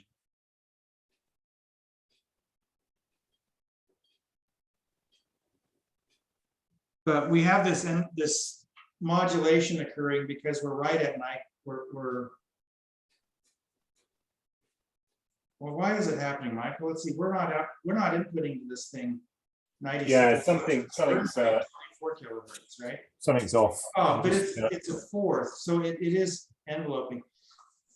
How about just do like a 20 kilohertz sine wave so that we can see what an analog signal looks like? Because when we do this Nyquist test, we're just sending it a square wave because we want to see some sharp edges and how it reacts. Yeah, we're not getting what we had. Yeah, we had worked on this like 15 minutes before the meeting, so things might be in a state of flux.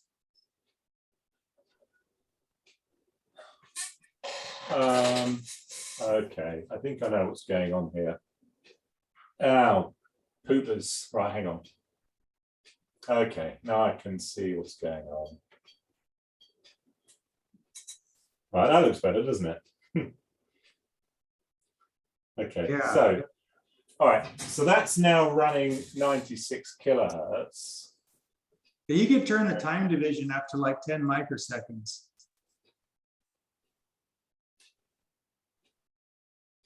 To spread it apart a little more. Yeah, and that's what you're talking about, where it's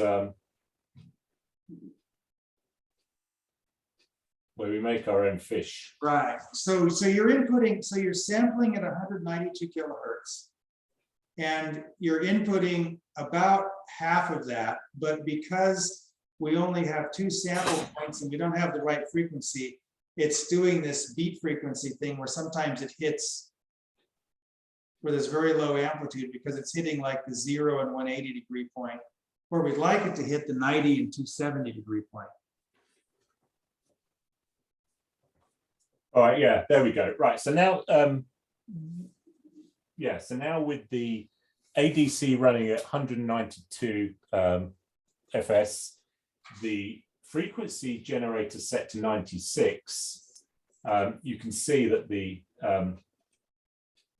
you know, this, obviously it's the amplitude is changing, but you can see that we've got the square wave coming through. And if we just nudge that down or up 1 kilohertz, you can see straight away that it collapses. Yes. Is there any question why it looks that way, anybody? I mean, that's pretty bad quality. It shouldn't be aliasing down like that if it's decent quality. Perhaps it doesn't do it if you run it at a low frequency. Maybe then it will filter it out, but doing this at 192 kilohertz actually makes it worse than running it at a lower sample rate, because then you get this funny aliasing from ultrasonic frequencies that you don't even hear. Right. Yeah, it's yeah, nothing. Yeah, that was just to show that the ADC can sample at that rate. That was the main thing. Yeah, it can go to Nyquist. Yeah, that was the point. Now you've got 500 microseconds. If you make your function generator output a 2 kilohertz square wave, it'll fill, not a square wave, a sine wave, it'll fill that frame. Right?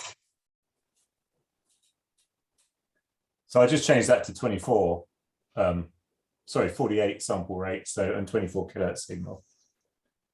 So sine wave, any preferred frequency? Oh, how about 2 kilohertz? Because that'll be 1 cycle for that whole thing. Okay. Oops. That's like 20.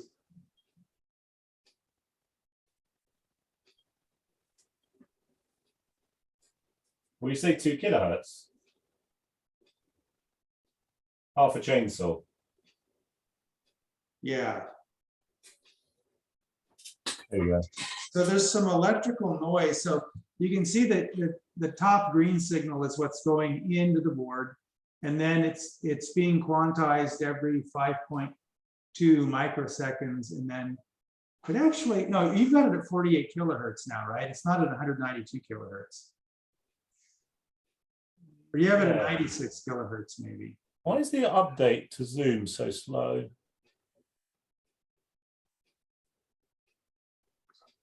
There should be 10 unique sample points in each frame there.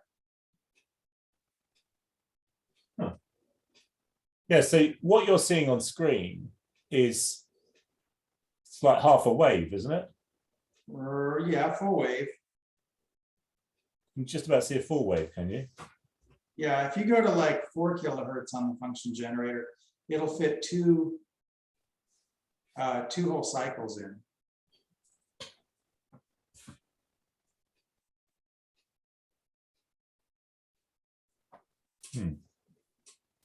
But Michael, it looks like we're only getting a sample every 25. It looks like we're at 48 kilohertz sample rate, because We if we are. got to 192, that the output would clean up a lot because it'd be a lot more steps. Oh, this is some kind of data misregistration problem.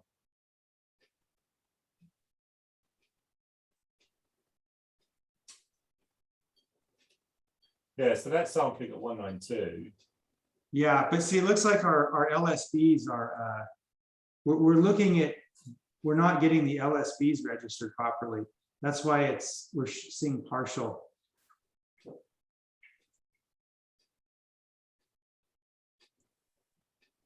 That's a really curious waveform. I couldn't make that if I tried. No. Unfortunately, what you're seeing on screen is We didn't have this super prepared, but it was running a little bit earlier, and you could see like every 5 microseconds, there's a new ADC sample, a new DAC output. So yeah, unfortunately, this I'm kind of running it through OBS and then trying to grab the screen and share that bit, but it's not. Unfortunately, it's not. But it might be the Rigel software. Actually, it's not updating particularly well. And what you're seeing is nothing really. You're not seeing the same view as I am. Oh, I see. So You could just take your camera and point it at your scope. It doesn't matter if it's just a little part of the screen. yeah, it might be easier to do that.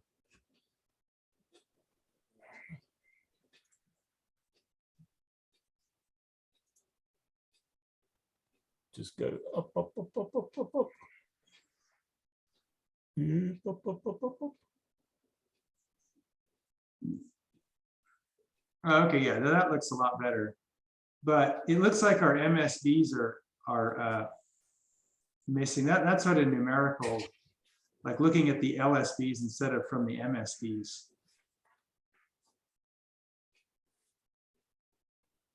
Yeah, I've seen that pattern before. Yeah. Anyway, the board works. It and we kind of followed their reference guidelines for how to arrange the circuit, and so it should be, pretty. It should preserve the performance that the data sheet talks about. Hey, Michael, would you want to show or explain how that data comes out, what the format looks like? So I know there's like a left-right clock, and then bit clock, and then we feed that thing a master clock, and then it synthesizes using its own PLL, right? Yeah. I can explain. You want me to explain it? Yeah, if you can remember everything. Yeah, okay, so there's like, this chip has, okay, aside from the SDA and SCL I2 CIO, it has, I think, about 5 signals. There's something called M clock, which we feed to it. And then using the I2C configuration stuff we program it with, it synthesizes that, it kind of resynthesizes that clock into a like 192 kilohertz or whatever it needs. And then it makes all these subclocks from that. So it sends out like 32 bits of data per channel, and then toggles between each left. Every time it goes from left to right or right to left, it toggles this thing called LR clock. And that tells us if we're looking at the left channel data or the right channel data. And it just shifts it out at 64 times the sample rate. So if we're talking 192 kilohertz, and it's 64 times that, it's sending data out at 12.288 megahertz. So we capture that data stream, we build the two 32-bit samples, and then we have the data inside, you know, the P2 at that point. So we can do whatever we want with it. But we'll have an object which will do this. We really need to get the object exchange running in some form again, because we need a place where we can, I think, easily deposit sample programs so that other people can easily grab them and use them. It'd be nice actually if you could set up a GitLab instance or installation. It's basically like an open source version of GitHub, but it's actually got, in some cases, more capability. And then you've got full control over everything, and you could use it as a repository for code and executables. That would be good. Yeah, I don't really know enough about that to even think about it yet, but we need some place where we can all easily deposit and pick stuff up and then qualify things, you know, leave comments and whatnot. Anyway, this ADC and DAC board, the hardware is working. There's just, you know, a bunch of software that could be written to it to do things with these now. But is there really any use for sampling at such high rate? I mean, If you I want guess not in audio, but maybe is there some use in other applications? Well, for motor control, for example, if you've got a high-speed motor, you might want to be a high-speed DC motor. I've seen them using ADCs for that. Yeah, good point. And this isn't really an instrumentation ADC. It's everything couples to it dynamically, you know, through some capacitors. But we could, you know, you could put an IO pin on there that you just pull low to make a reference to ground measurement, and then pull high to make a reference high measurement, and then let the signals go through. And if you do that dynamically, it would have some instrumentation quality, but it's really meant to resolve dynamic signals precisely without absolute respect to ground or anything. What about the ultrasonic range sensor? Like, could this be utilized for higher precision ultrasonic measurements or something? Oh yeah, I mean, you know, we could use the IO pins to do that also. They'll work pretty well in that, but this, you know, if it gets down to like human hearing, this thing will sound really good. You won't hear any kind of background noise or anything. Because Michael did run some music through it, and he said it was like perfect sounding to him. Whereas our IO pins doing that job with the ADC, there's a little bit of noise perceivable, and it's not as good. So, I mean, this is a really honest to goodness ADC, you know, meant for, you know, like studio quality audio. And one thing that's really fun to try is to set it's more to do with the DAC, but if you set an output frequency around sort of 15 to 20 hertz sort of area, maybe slightly off frequency between one ear and the other, between left and right channels, and then just stick some decent headphones on, it sort of vibrates your insides. It's quite a strange feeling, but yeah, it's you know, it's very deep bass. It's very pure deep bass. I'm sure it's yeah, it could have medical benefits, but you can't hear that if you sample that through the computer, for example, to try and, you know, record it into Audacity or something. It's just that sound isn't there, but the headphones, yeah, decent headphones directly into the DAC will pick that up. Yeah, and there's something like there's some psychoacoustics involved. When your body hears very low frequencies, like through headphones, you feel, your body will make you feel like, you know, your bones are vibrating, because that's usually an accompanying sensation to low frequencies, even though that's not what's going on. Yeah. Any questions or comments about this soundboard stuff?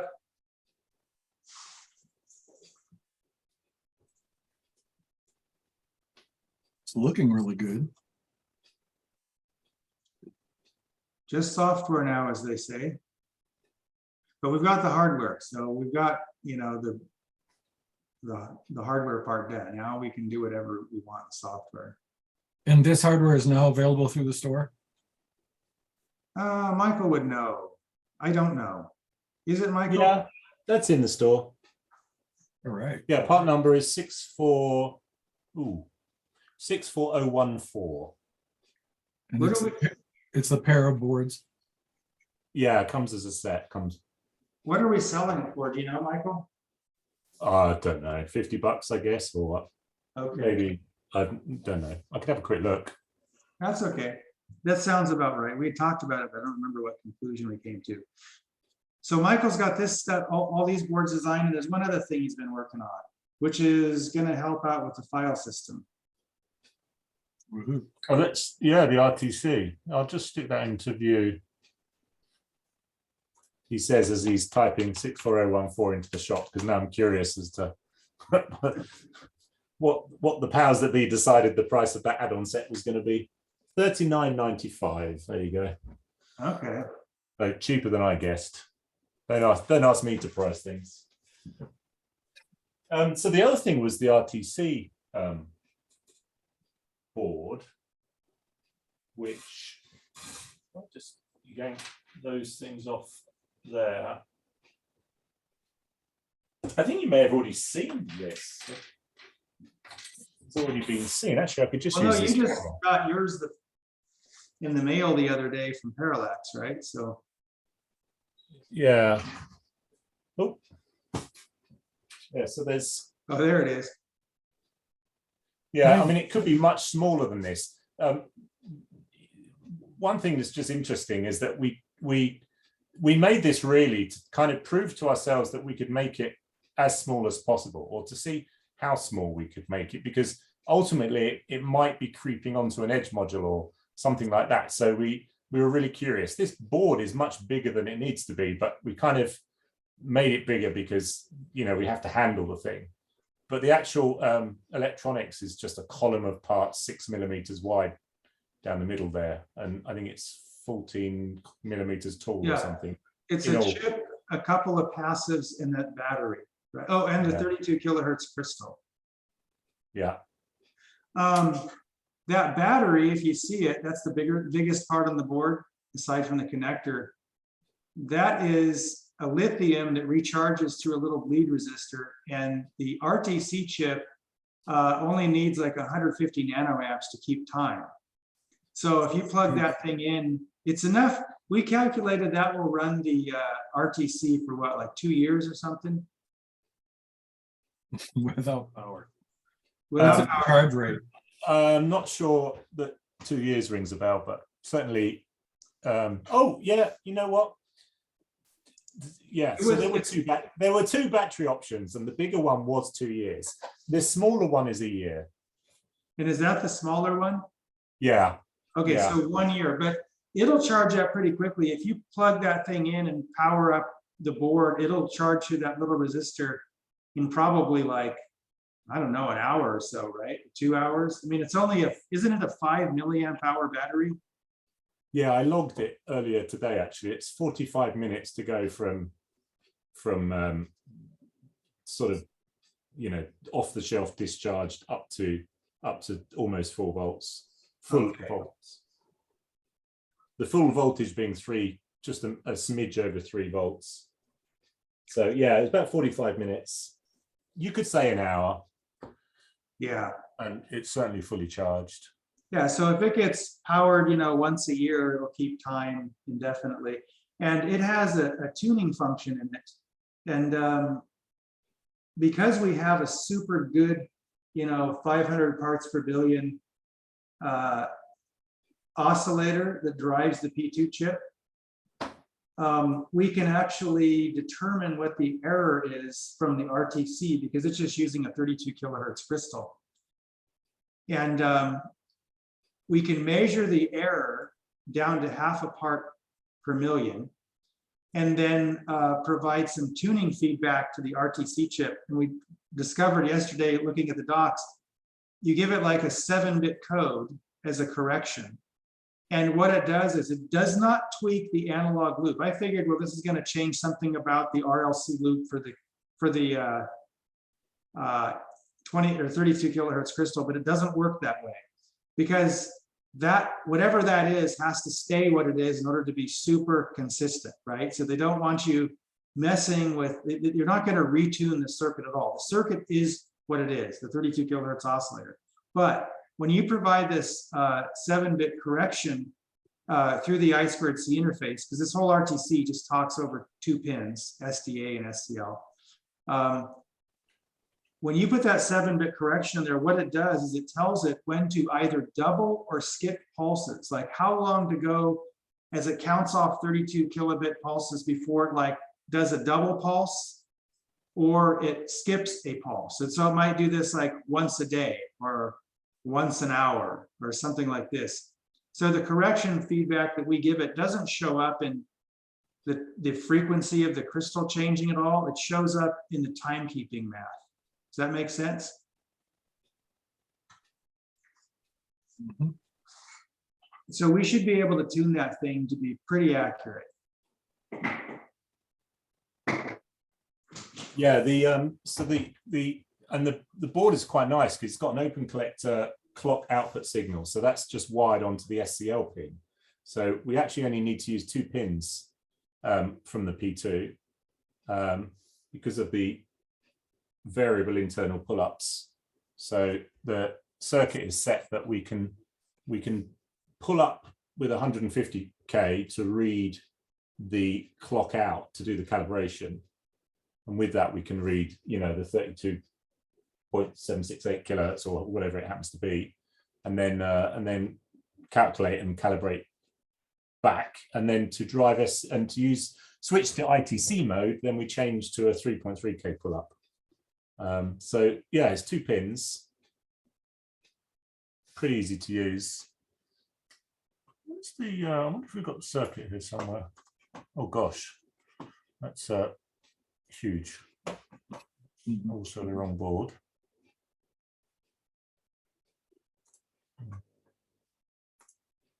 Okay, 64013.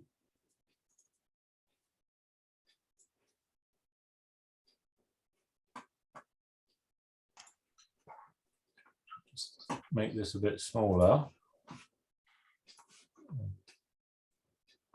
Yeah, so there's the schematic, although that's 18K, but anyway. So yeah, so the battery just charges off the 3.3 volt regulator. 3.3 volt also powers the RTC. It's such low current that it just goes through a 1K resistor just to keep the supply clean. And simple clock oscillator up there. And then this is the thing I was just talking about. The int1 output is also the clock output. So you can anytime read this oscillator is output through this pin. So anytime you can just pull up IO plus 0, which is the SCL. You can just pull that up with 150K and then you can read those clock pulses. And then when you want to run it in ITC mode, you just pull it up with a 3.3K. Well, you know, you float. Well, you know what I mean. You float high with a 3.3, pull up to drive SCL high. So it just gets it down to 2 pins. It's quite neat. Yeah, we were running this thing yesterday against the super accurate clock source we have on the new boards. And it was interesting to see how tight everything was. But before we did that, we'd used a board with an old style normal oscillator, not the 500 parts per billion one. And it was funny that the readings were kind of all over the place. Like there was a lot of just kind of, I guess you'd have to say some amount of jitter or something, because the reading wasn't just off by more, it was like moving around more. I mean, the relative reading between the 32 kilohertz output and what the P2 thought, you know, the time reference was. But when we started using the module with the with the, you know, voltage controlled, temperature controlled crystal oscillator, then things tightened way up and they got a lot tighter. So it's interesting to see. And that's when we discovered that we were not at 20 megahertz, we were at 19.2 on the board Michael had. Yeah.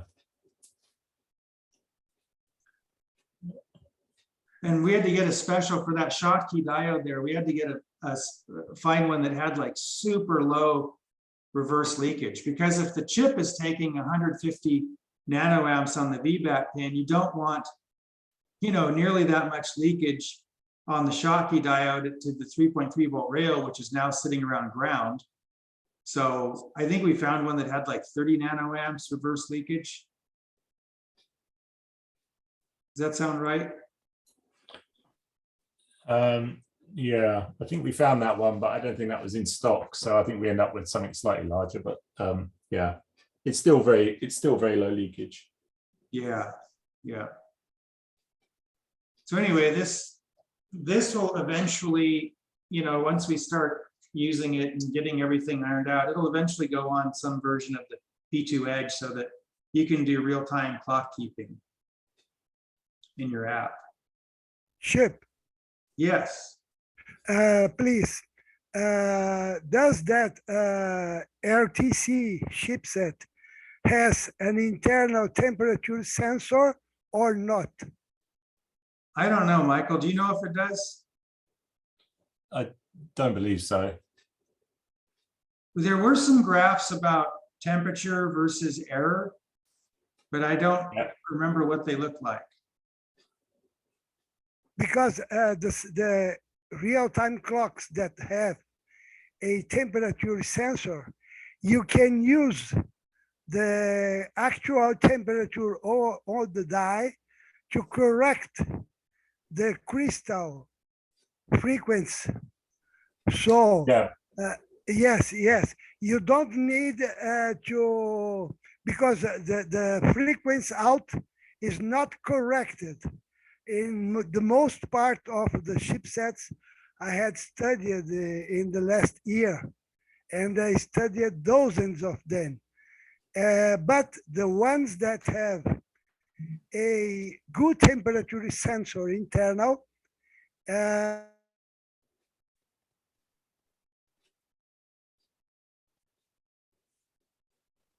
Enrique, we can't hear you. they also display a curve you can use with frequency. Oh, No, now we can. You came back. oh yes. It's a problem of connection, not a problem for mic. The mic is worse as ever. The ones that have a good temperature sensor internal can produce data, so you can correct the frequency on your own in software. Wow. Yeah, I know what you're saying though, but that's actually why we went for this part, because we wanted to use it with the temperature compensated clock on the edge. So it's exactly for that reason. Yeah, I've seen there are some sort of more expensive or different RTCs that have that built in, but the idea of this is that we at the start of the code, it just calls a quick calibration routine. Hello, So hello. Yeah, we can hear you. Michael, go ahead, please. I was just saying that that's actually really why we chose this part, because it does enable us to calibrate it on the fly against our own super clock on the edge module, which already has temperature calibration and is already far more accurate than the oscillator on this device could be. And so yeah, essentially we're creating our own temperature calibration, if you like, or temperature compensation by controlling it with the edge module. And you could call the calibration as often as you like. You could call it once an hour if you wanted, if the temperature is changing over the course of the day. So yeah, because it's that correction value is stored in RAM inside the RTC, so you can change it as often as you want. Yeah. Okay. So it's kind of a software solution to what you're saying. But I know exactly what you're saying, because we looked at some RTCs that have the temperature compensation, but it kind of was more expense and it didn't really leverage the advantage of using an edge module, or the advantage of having the more accurate clock on the edge module.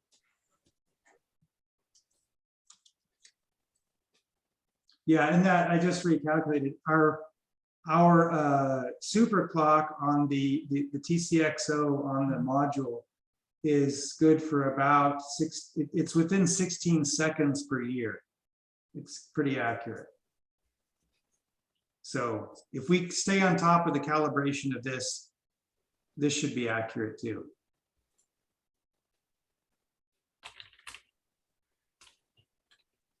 Because when you can adjust the output frequency or calibrate the output frequency of such a 32 kilohertz oscillator, you can also do a frequency locked loop using one output pin of the propeller to drive the crystal input optionally, the XI pin optionally. So you can keep the system in lock with that oscillator by multiplying that value. First calibrating, then multiplying that value to be in the range you need to control the internal PLL of the propeller.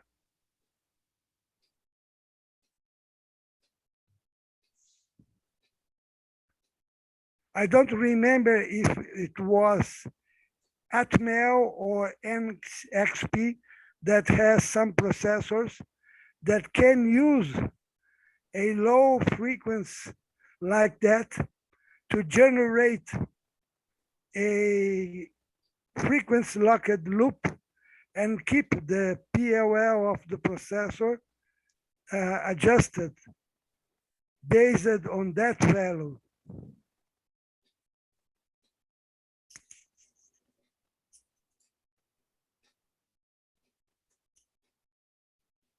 Michael, that was what we had today, right? For what you're working on.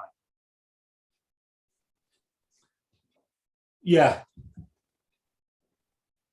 Yeah, we'll have the, we have to fix up the calibration code, but we can have that running for next time. Well, we'll have it running when the board gets published on the website in maybe a week. Okay. There is a really interesting thing that I kind of don't really have time to play with now, but is because we've got the int out connected to the SCL, and because int out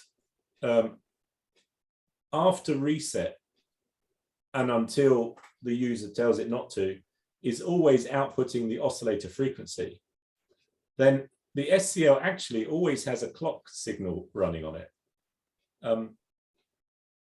So that could be I don't think you could quite get it down to one wire, because you'd still need to sample SCL to know when to do something with SDA. So you kind of at least have to listen to it. Yeah, and if you want to let that using the clock pulse, but you could kind of listen to it and then like do stuff in the low, you know, while it's low, and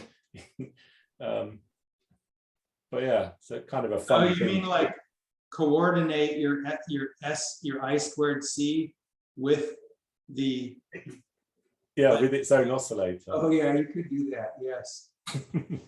but you still wouldn't save a pin, because you'd still have to know when SCL is low, right, or high, you know, to do. And you could have a smart pin continually tracking it too, you know, measuring its period. Yeah, you could. Yeah, you could possibly, or maybe it could be coded as an async. Yeah, have the SDA pin, have the SDA smart pin monitor the SCL pin input. Yeah. So anyway, it's just something I kind of thought that could be fun to experiment with. All right, well, that's good. Thanks for sharing that, and also for your input, Enrique. So, Chip, do you want to end the recording and I have a few simple things to go over. Takes just 5 minutes maybe, and then we can end the recording. Is that okay? Yes. All right, let me share a portion of my screen here.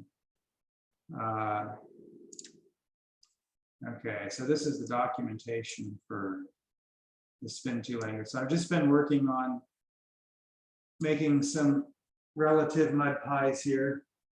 We had discussed this last time. You know, we have this operator that does the complex bit field. And we talked about what word to use. And I kind of just for now decided on field because it's pretty universal. And, you know, I would maybe prefer to have nothing, just have nothing equal the field. But I think the keyword field is probably most agreeable to everybody.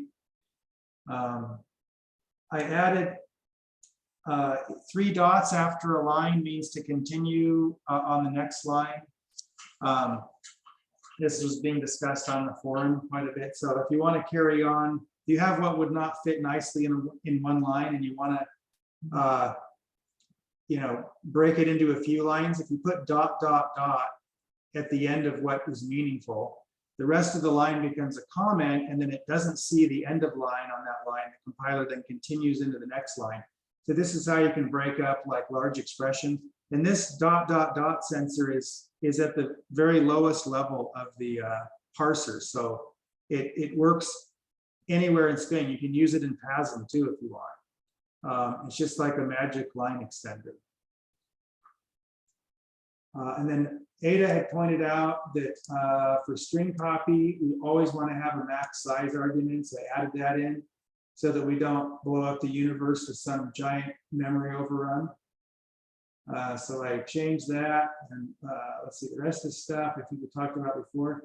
The other new thing is this up here that I'm adding. I'm almost done with it. I'm adding parameterization to object instantiations. So when you declare an object, normally you just do this, right? Object name and then the file name. Well, now if you want to add parameters, you put a pipe in, and then you can just specify a bunch of symbols and then equate them to values. And what happens with these things like the names of these symbols in is they substitute for the values expressed in the child object within consections of the same symbol name. So if you had in the child object something called parameter A and you gave it the value 0, that would be like the default. And if it were to be overridden, you know, at this upper level, then it could be reassigned to whatever, in this case, 1. So this will allow you to do things like, you know, hard code buffer sizes, which was kind of a problem unless you put it up in the parent. It allows objects also to hard code pins, which actually can save on some code size. So it will create unique objects that will not compress though, you know, they won't overlap, but for some things that's fine. But anyways, parameterization. Yes. While you're on that subject, how do you, I'm assuming they're identically passed to all instances if you have an array? Yes, but if you do the same thing, like, yeah, I could have 5 here. So all these guys would get the same parameters. But if I did another object name with that same object file with a different set of parameters, that would create a different binary that would compile using those other cons, which could affect all kinds of things. Right. So you can create 2 instances side by side with different object names. Yes. Or you can create an array and set them all identically. Yes. Okay. Yeah. So that's something about your highlighter. You know, you might look for the pipe. The 2 things, look for the pipe and some assignments if it matters. And then also this is the other thing. Yep. Now we could also do a rules-based thing like following a binary operator like plus or without anything at the end of the line. We could automatically wrap. I could do that, but it does start to make it makes things more complex for highlighters because, and it comes into when if you're drawing any kind of like arrows to what is within a scope based on intention or indentation, it could complicate things. This ... and I maybe I can add that later, but the ... thing can be universal in any case. Right. for now, you know? I have to see how it affects. It seems like a great solution for now. Okay. All right. Any questions or comments on any of these things I just talked about? One comment on your string copy. If your source and your max size has not reached a terminator, are you imposing a terminator? Yes. Let me, I believe Ask the I- same question. Okay, yeah, let's check though, Because that's highly important. right. Let's go down here and string. Oh, I didn't update this yet. Oh, because I don't, I haven't implemented it. I haven't released it yet, so I haven't changed this part. So what I'm kind of doing is I'm using that little section up here now for the next release as a reminder to everything I need. You know, it's useful to people, but it's also useful to me as a reminder on what I need to document. Of course, good. Okay. What I need to change the documentation. Yeah, basically at the end of the call, you have to ensure that you have a terminator at the destination, or life is just as bad as not having it.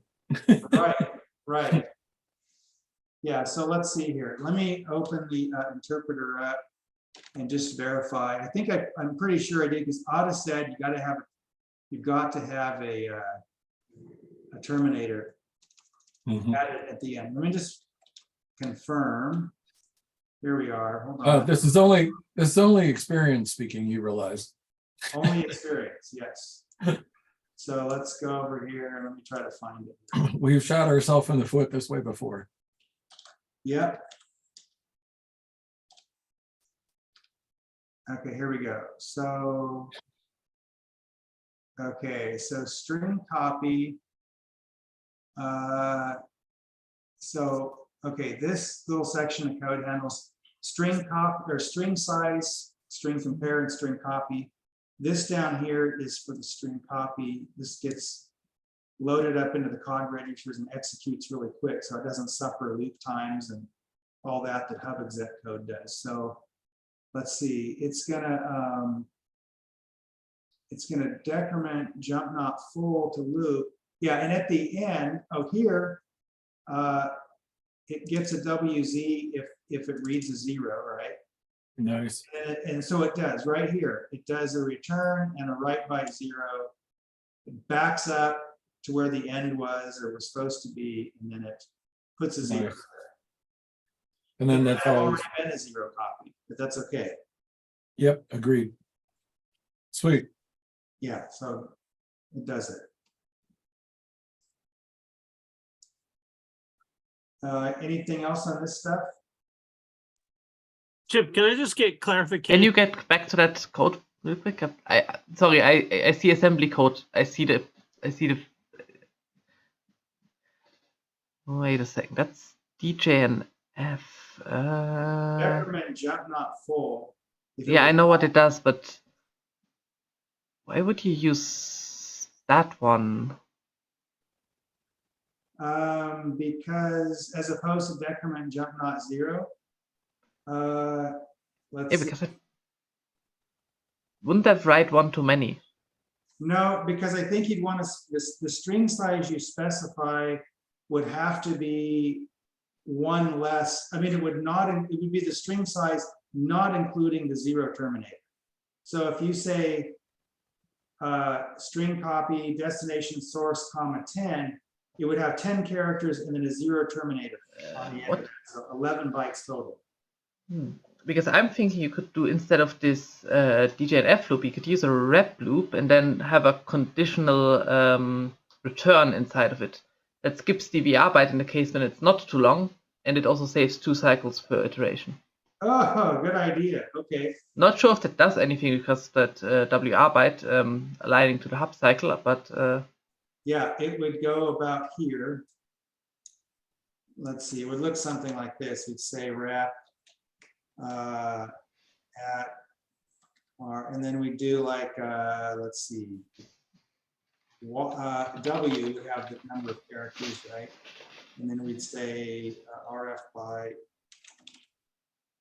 Y WZ, and then we'd want to do the write by. And then if Z, oh, wait, no, wait. We'd want something to fall through, right? Yeah, if Yeah, so I think this would be the .r part right here. And then we would just copy this thing and put it there. And so this would be the code now. Oh, I wait, think you still need to add the return for when it reaches the terminator. You're missing the if Z red. yeah, we'd have to have an if Z return in here. So it would Exactly. okay, so whoops, something like that. Exactly. And that should perhaps save cycles, but I'm not sure if it's actually faster. It would save. It would be a little faster, but it would take one more instruction, right? No, it's the same count of instructions, isn't it? In Actually, yes. execution. Okay, it does add the rep, and if you want it to be the number of characters, which, okay, the way you've done it, it does actually match the C-strong CPI function, which is perhaps useful, where the terminator doesn't count into the maximum length. Yeah, that's interesting. It's mildly confusing, but if it matches that, that's simple, because then you can just translate the code across without creating funny edge cases. Yeah, this is a strn copy equivalent. Yeah. I was worried about that terminator being included in the count too, but it's standard to not, so. Interesting. So this would be the code that would run, right? This would, in case it overran, it will back up and put a 0. Exactly, yep, that seems correct. Okay, but it does take one more instruction and it buys a little bit of speed. Because these things, well, this is what takes all the time right here, right? The right Yep. byte is the cycle hog in this loop. I'm not even sure if it's any faster, because how many cycles can you usually have between, well, in this case it's weird because Oh you've yeah, got the because, FIFO running and the oh yeah, we're picking up 2 clocks for this one that doesn't execute most of the time, right? That has to be in the loop, but it makes for 2, 4, 6 clocks per loop, whereas this is 2, 4, 6, 8. So it saves 2 clocks per loop and adds 1 instruction. yeah, I just see these things whenever there's code in front of me. Yeah. So I have nightmares. Maybe it's just better the way it was, if it's not like this. That's more compact and only slightly slower, right? Probably I just see these things whenever. No, I do this. I'm glad you saw it. Never occurred to me. John, you were going to say something. Sorry, just wanted a clarification on the parameters being passed to your child objects. Yes. 'Cause I've been doing what you suggested. I have a bunch of serial stuff that I do, and it just gets crazy having a constant buffer size inside the object. And Yes. I now have a couple of, in fact, a bunch of objects where I have to pass the buffer size and a pointer to the buffer, which, as you suggested, reside in the parent. So if with this thing, for example, I have a really straightforward serial object that doesn't do anything fancy. It just transmits bytes, strings, and receives bytes. That's it. It removes all the other stuff. So for example, if I sound tired, I've been working about 15 or 20 hours a day on a new piece of code that I delivered to Josh today. He's at a trade show in Orlando showing a new piece of gear that we did. That's a demo on a P1, but we're going to translate to the P2. And it has lots of serial things in there. That's why I did this. So now if I have multiple copies of the same object, the only thing that is unique for them is the RAM for each of those, right? There's just one code set. You seem to say that with the parameterized, if I change to constants, is the code set going to be duplicated? Well, it may not be able to be, right? Because if you change the binary, it can't, you know, make them one, because those cons can eventuate in different compiled code, actually, right? Because if you pass a pin number and you compile a bunch of pin instructions, that's going to make a different object. So it won't be able to collapse those. Okay, so all right, so we end up using more code doing that. So John, you were thinking, did I hear you correctly that maybe you have a buffer only object, and this would be an easy way to parameterize the buffer only object?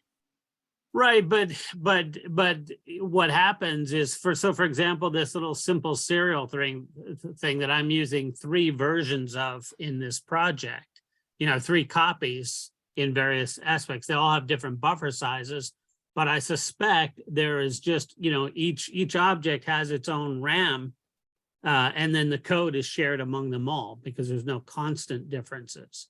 So that helps, especially in the P1, because they keep the code space small.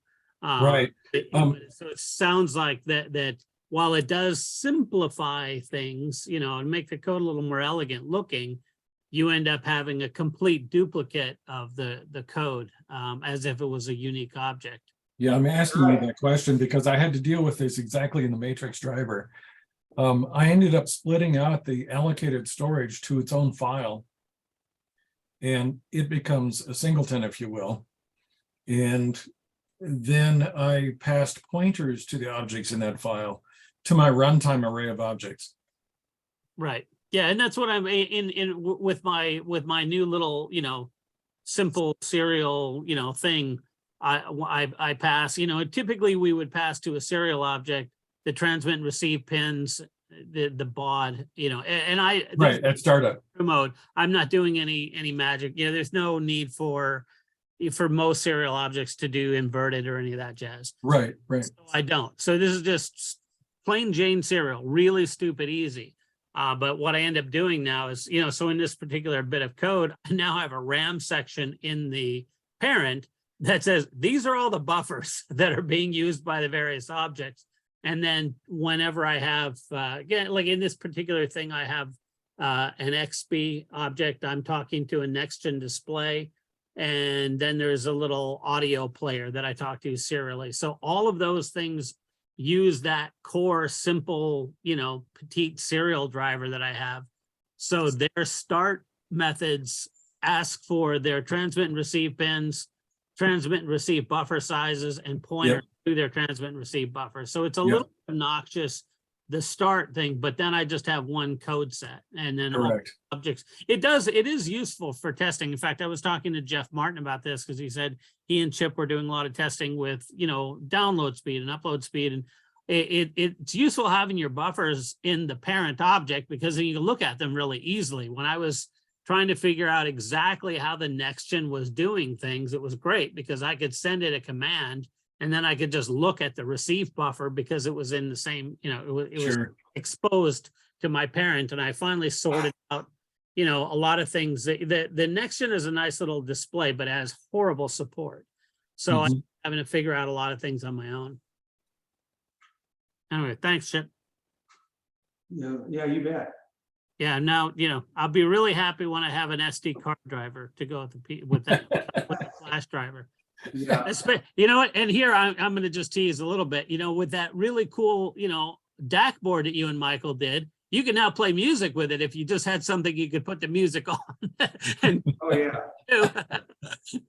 Yeah, no, well, you know, this has been talked about for a while, but I'm doing it now because the file driver really needs, it needs this kind of thing because it has to allocate some large buffers for handling sector data and whatnot. Yeah. And it's all dependent on how much of the flash you want to use, you know, so how much RAM commensurate RAM data do you require? So I really need, but you're only going to have one instance of this anyway. Right. You know, so it doesn't matter if you highly customize it, because there's not going to be another instance that it won't be able to collapse into.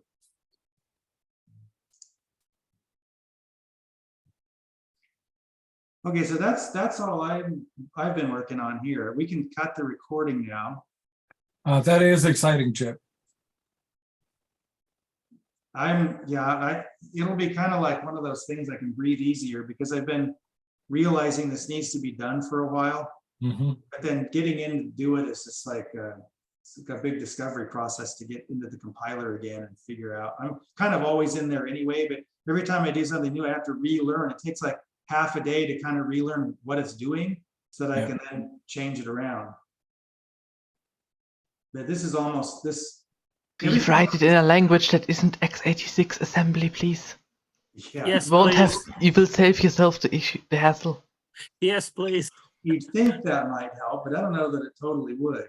I mean, the trouble with assembly is you can't just, move something. You have to think about, you load your registers, you have to do a loop, you have to do everything. But so that's like a lot of busy work, but the high level concept work is still there, and that's the harder thing to think about. So nothing has changed about the amount of space for local versus parameters for return values. No. Still 16. Yeah. Okay, good. Right. But you are zeroing locals now. Okay. Yeah, it was like a very simple thing to do. It took like one or two more instructions, but it makes code potentially a lot more reliable, because you're never going to have any kind of, it's really tough to fight problems where they're intermittent because of maybe startup values in memory that change. Oh, yeah. That kind of stuff's a pain. So by making things a little more deterministic, it helps get rid of uncertainties. Yeah, I think the biggest thing for me making production code with multiple cog use was runtime detection of stack overflow. So I know when I'm tuning things and when I need to pay attention to. Oh, yeah. Past parameter depths. As soon as I put that in, everything stabilized beautifully because it points me to the problem right away. That would have been a good interrupt source. If you could interrupt on pointer A passing some address, that would be good. Yeah, you could trap it. Well, we don't have it depends. You could do it in software, but the hardware. I'm thinking about what you could do in the hardware. You could trap that particular thing, error it out properly, because that's indeed a bit of a pickle. You just have to guess how much stack it needs, and then it may work. Yeah, I see what you're saying. Yeah. That's No, I actually, in my utilities for stack check, I actually did do a fill so I can measure depth after running and then drop it back. So you make it large, run it through your worst cases, and then look at the depth used and then tune it. Yeah. I was thinking, think it would be possible to compute the maximum stack usage for any given function, as long as it's not recursive, but that can also be detected. Let me tell you Because that it's anything not we know about the recursing. code we generate is useful. Because if it recurses, if it's not recursing, it's just like a tree of functions that get called. So if you find the longest branch, you know how much stack you're gonna need. Well, you find the longest. Well, it has to also take into account the temporaries that end up on the stack, at least for spin bytecode, which is a bit trickier. Yeah, but theoretically, it's possible to calculate a graph and the max depth graph. But for FlexSpin type compiled code, it's easier because it doesn't push as many things to the stack. It doesn't have any stack temporaries. Right. So for that, it's easier to. That only pushes. I think it only pushes locals for the callee. No, for the caller locals, exactly. and even then only sometimes. And I think arguments to like printf and functions like that. I think that's the only thing that end up on stack. I mean, return pointers, of course.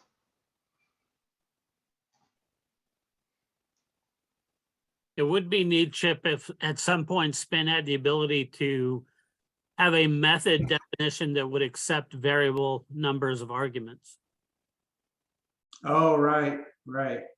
Yeah, that's still a. Yeah, Ada just said printf. You know, I have in my serial thing, I have 5 or 6 methods, you know, that account for different numbers of parameters you might want to print in a formatted thing. It would be nice if that was just one. It would be neat. I think when Terry did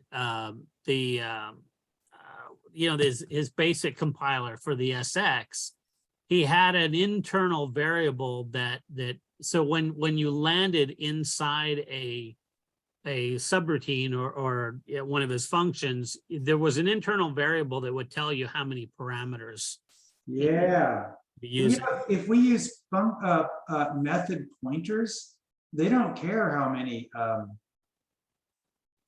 arguments you pass, right? I haven't used method pointers, so I don't know how they work. Yeah, they don't. Okay, so you just point to some method, and then you kind of have to match the number of arguments. But if we had a way to know how many arguments were there, like you're saying, then we could make it dynamic. Right. Because I mean, you can type in now using a method pointer any number of parameters.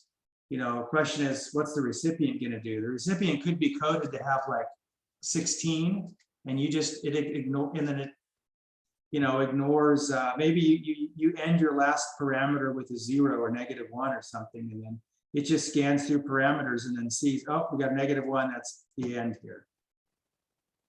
But when you're talking about passing multiple parameters, you're talking about doing like formatted number printing and things, right? Yeah, exactly. You know, if you look at you know, there's formatted print statements in every language except Spin. You know, those are just really useful. So I did kind of a crude thing. Like I said, I have F string 0, F string 1, F string 2, F string 3, depending on how many formatting, you know, how many arguments you want to pass with your formatted string to print out.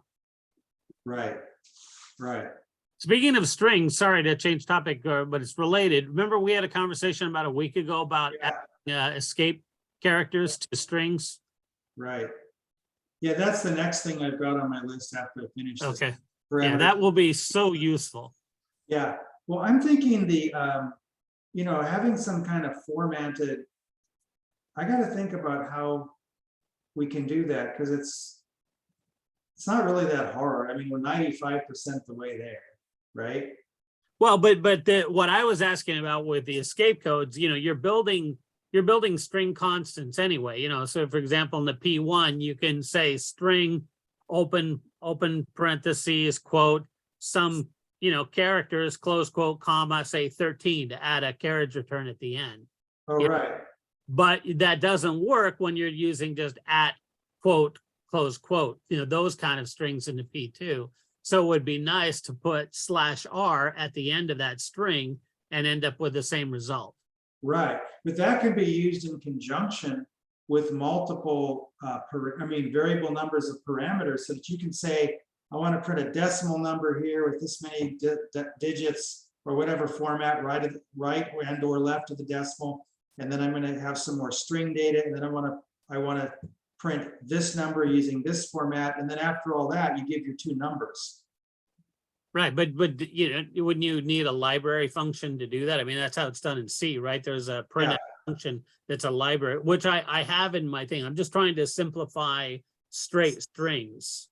No, I know, yeah, but we need some mechanism like that to be able to do formatted number printing inside a string anyway. It'll help, you know. Like I said, I have it's probably, I'm sure there's better programmers than me that would clean that up, but what about use comma separation? Well, you can use comma separations. It just, John's thinking though it's inconvenient to have to break a string. If you could just say you know, it's like break a string and then say comma 13, comma 10, if you could just put a backslash n for new line in. Just kind of shorthand. Problem is if Well, you it's- add escape codes, that then it breaks everything that assumes that you can just put a backslash in a string normally.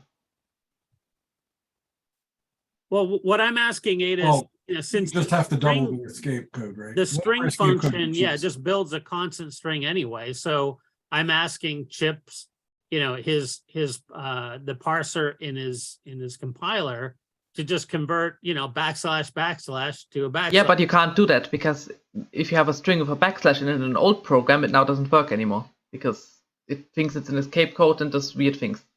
You do have compatibility problems with old code. That's true. Well, if we're gonna tie ourselves to every bit of old code in the past, we're never gonna move anywhere. Agreed. In what case are we using backslash anything to any effect? Well, what she's saying is you could have a backslash in a string, and the backslash is the escape character. So to do it, Like they wanted to print a backslash and now we're reinterpreting it.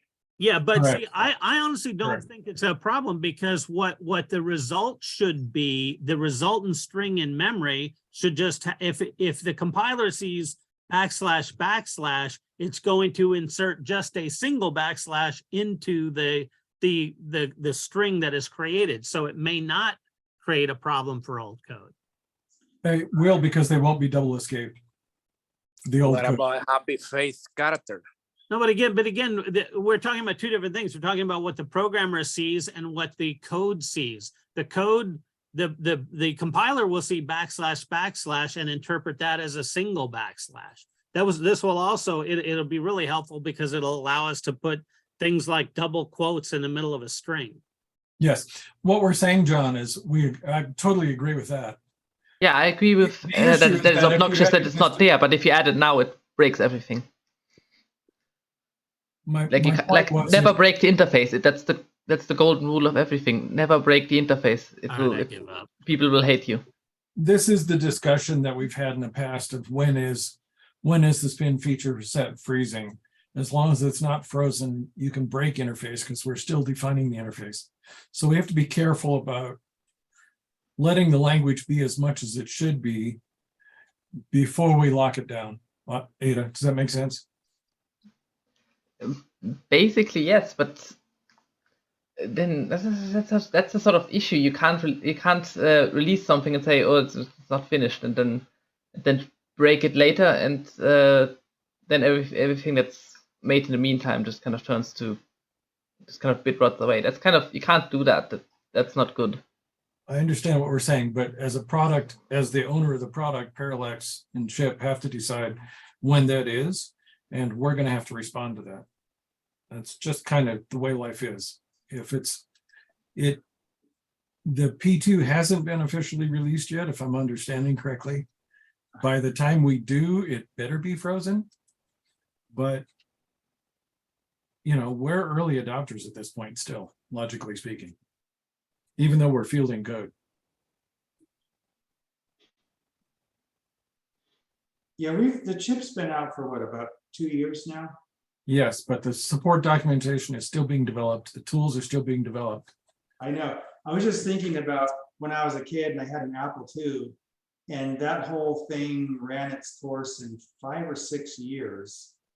And the Commodore 64 was, maybe it was like offset, but similar. But it's just funny how my counting of time then being younger, it seemed like such a long time, but these 2 years, it felt like not much at all. Right, right. So Otto, I totally understand what you're saying. We just have to leave it up to, right? We have to let it be selectable at this point, probably. And so we're going to have, we've already experienced compatibility issues. We're probably going to experience a couple more before this is all locked down.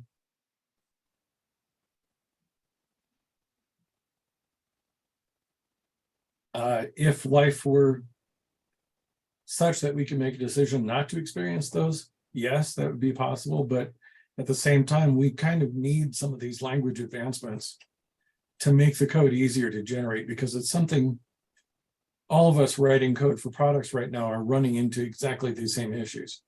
Yeah, I mean, this is an issue Having that should those have probably moved been over would solved be- like back when it should have been solved in Spin1. I don't know why Spin1 doesn't have the escape codes.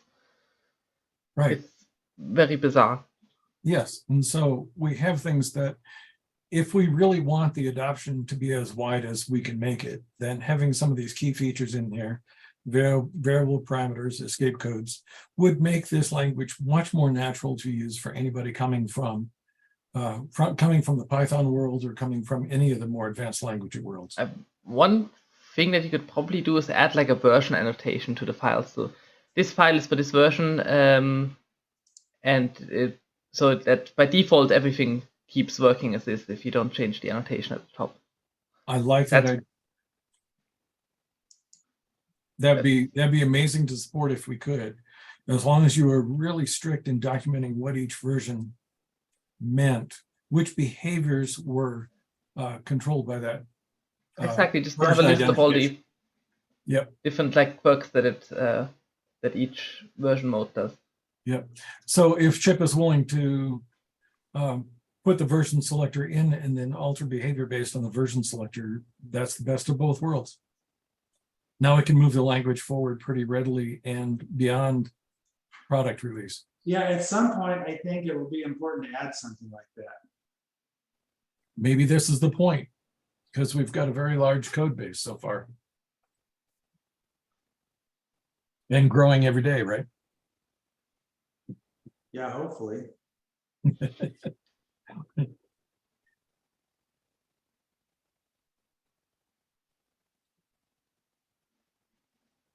All right. So right now, you're not sensitive to any selectors, and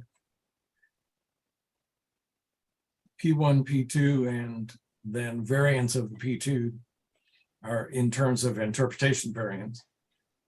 Probably are the right kind of selectors to put in early. You put them as comments near the top of the file if you have restrictions, and if the comments are not there, you treat it as the latest. Ah, good point. Yeah. Something like that, right? Yep. Or treat it as the oldest. I don't know. Oldest probably keeps existing code working. Yes. So you enable the new feature behaviors. Is probably the right way to think about that then. Right. Yeah, by adding these flags in. Does that sound okay? Yeah, that's it. That's a decent solution probably, because that doesn't break the stuff and it doesn't stop the language from adding things that probably should be added. Right. So probably the earlier you think about that, Chip, the better. All right. Not sure how you would specify that, because you also have to take into account that FlexSpin compiles spin, and that has its own weird thing. So you should probably be able to specify which one it was originally intended for. Well, original intent is that it compiles with both, right? Well, not always. And sometimes someone might only test using FlexSpin. Like they write it, so it compiles in Peanut, but it doesn't work properly because of some quirk. We Right. actually have a list of quirks somewhere. That's worth putting up. By the way, we just had one of the problems solved with the BLDC driver was it was not compiling with FlexSpin and running, but it was compiling with Peanut and PropTool. So that was an interesting. You know, I bet there's some way to do a language which may not be just ASCII based, but some kind of expression where it doesn't, like, you can't break anything. There's got to be some formula for achieving that, you know, so you can kind of infinitely add on, but not, I guess it comes down to namespace in the way we're working now, but namespacing and then just syntax. And I'm always thinking there's got to be some other way to write code where it's not so, I don't know. I like the 7-bit ASCII is amazing. You can really kind of do anything in it, but it's just, you know, you gotta study it and look at it. I wish there was some way where it would like tell your brain in a flash, like this is what's happening, and just be a real catalyst for making things and working on things. It's got to be some other kind of way. I don't know what it is. I keep thinking about it, but I can't get anything concrete in my head. Yeah.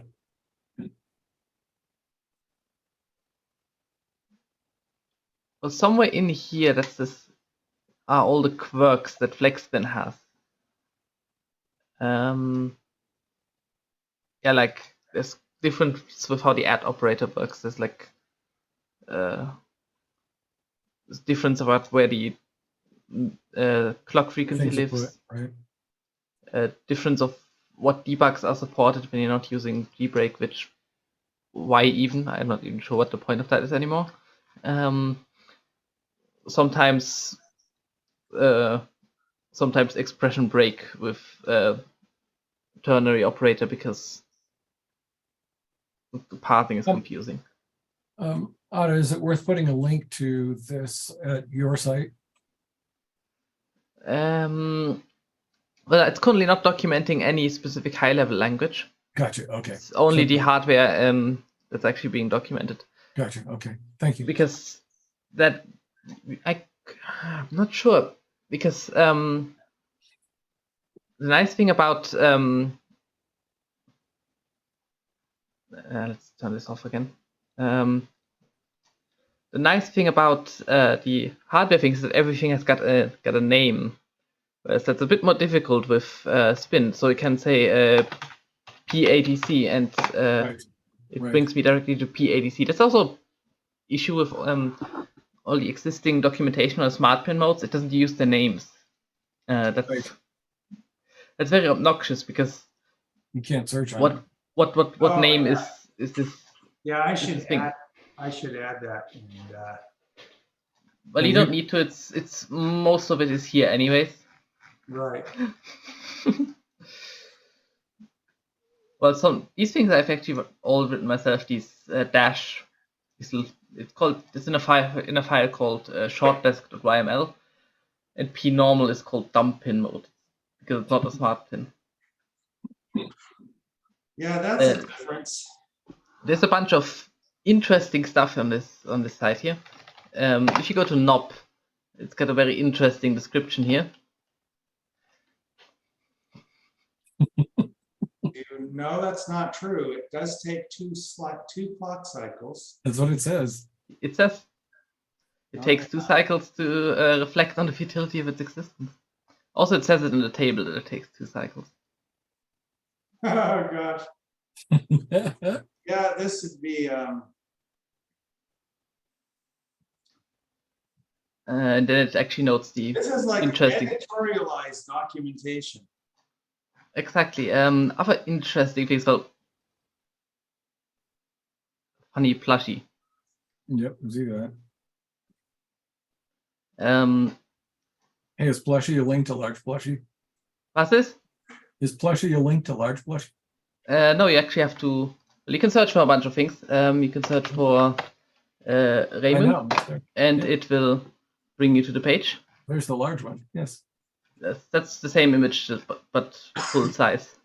That's nice. Yes, I cut the image out from the background manually because that was I value my time, you know. Yeah. You can also search for when we're letting our head work. You can also search for Fumo. It will find that too. You can search for underscore space, and eventually it will find it. For reasons that are mysterious, the actual answer is there's a hidden parameter to each search result. Well, there can be. Not everyone has it set. That allows you to add a sort of text that's not shown but influence the search result. So if I type PTR, it will bring me pointer expressions. Right. If I type, oops, did it mess up the screen share because I accidentally full screened? No, you're still okay. Okay. If you type ++, it will also bring you to pointer expressions. Nice. That's because it has that. Also note that it's typo proof. I can type megav and it will still find merge W. Wow, how does it do that? I can find, so not everything works. It does that because it's doing some fuzzy searching. Yes. So it's trying to find the best match, even if it's not exact. That's not. It's sometimes a bit, well, fussy with an S. Especially since I didn't write it, I just found a library or somewhere that does it. So it does sometimes do strange things. But usually when you type, well, if you type this thing that you want exactly, it will always find it, because then it matches the entire string, and that gives it such a high score that it will always go to the top. But sometimes a typo brings you to a weird result. For example, merkv, if I leave out the E, it will bring me to merge B for reasons that I don't understand. Why is this? I mean, It's in the fuzzy algorithm that you didn't write, right? So who knows? Yeah, who knows what it does. It's not that large. Let us dive into it, because I haven't looked at it myself either. It might be doing illegal drugs in there. Who knows? If I can find where the Visual Studio lives. There we go. Let's see what it actually looks like. It's under common fuse.js. Well, it looks like this. Utter gobbledygook, apparently. What does it mean? Is this just boilerplate? This is just boilerplate. I think this is where it actually starts doing things. Oh, I gotta stop the recording. We haven't done that yet. Oh yeah, we should stop the recording probably.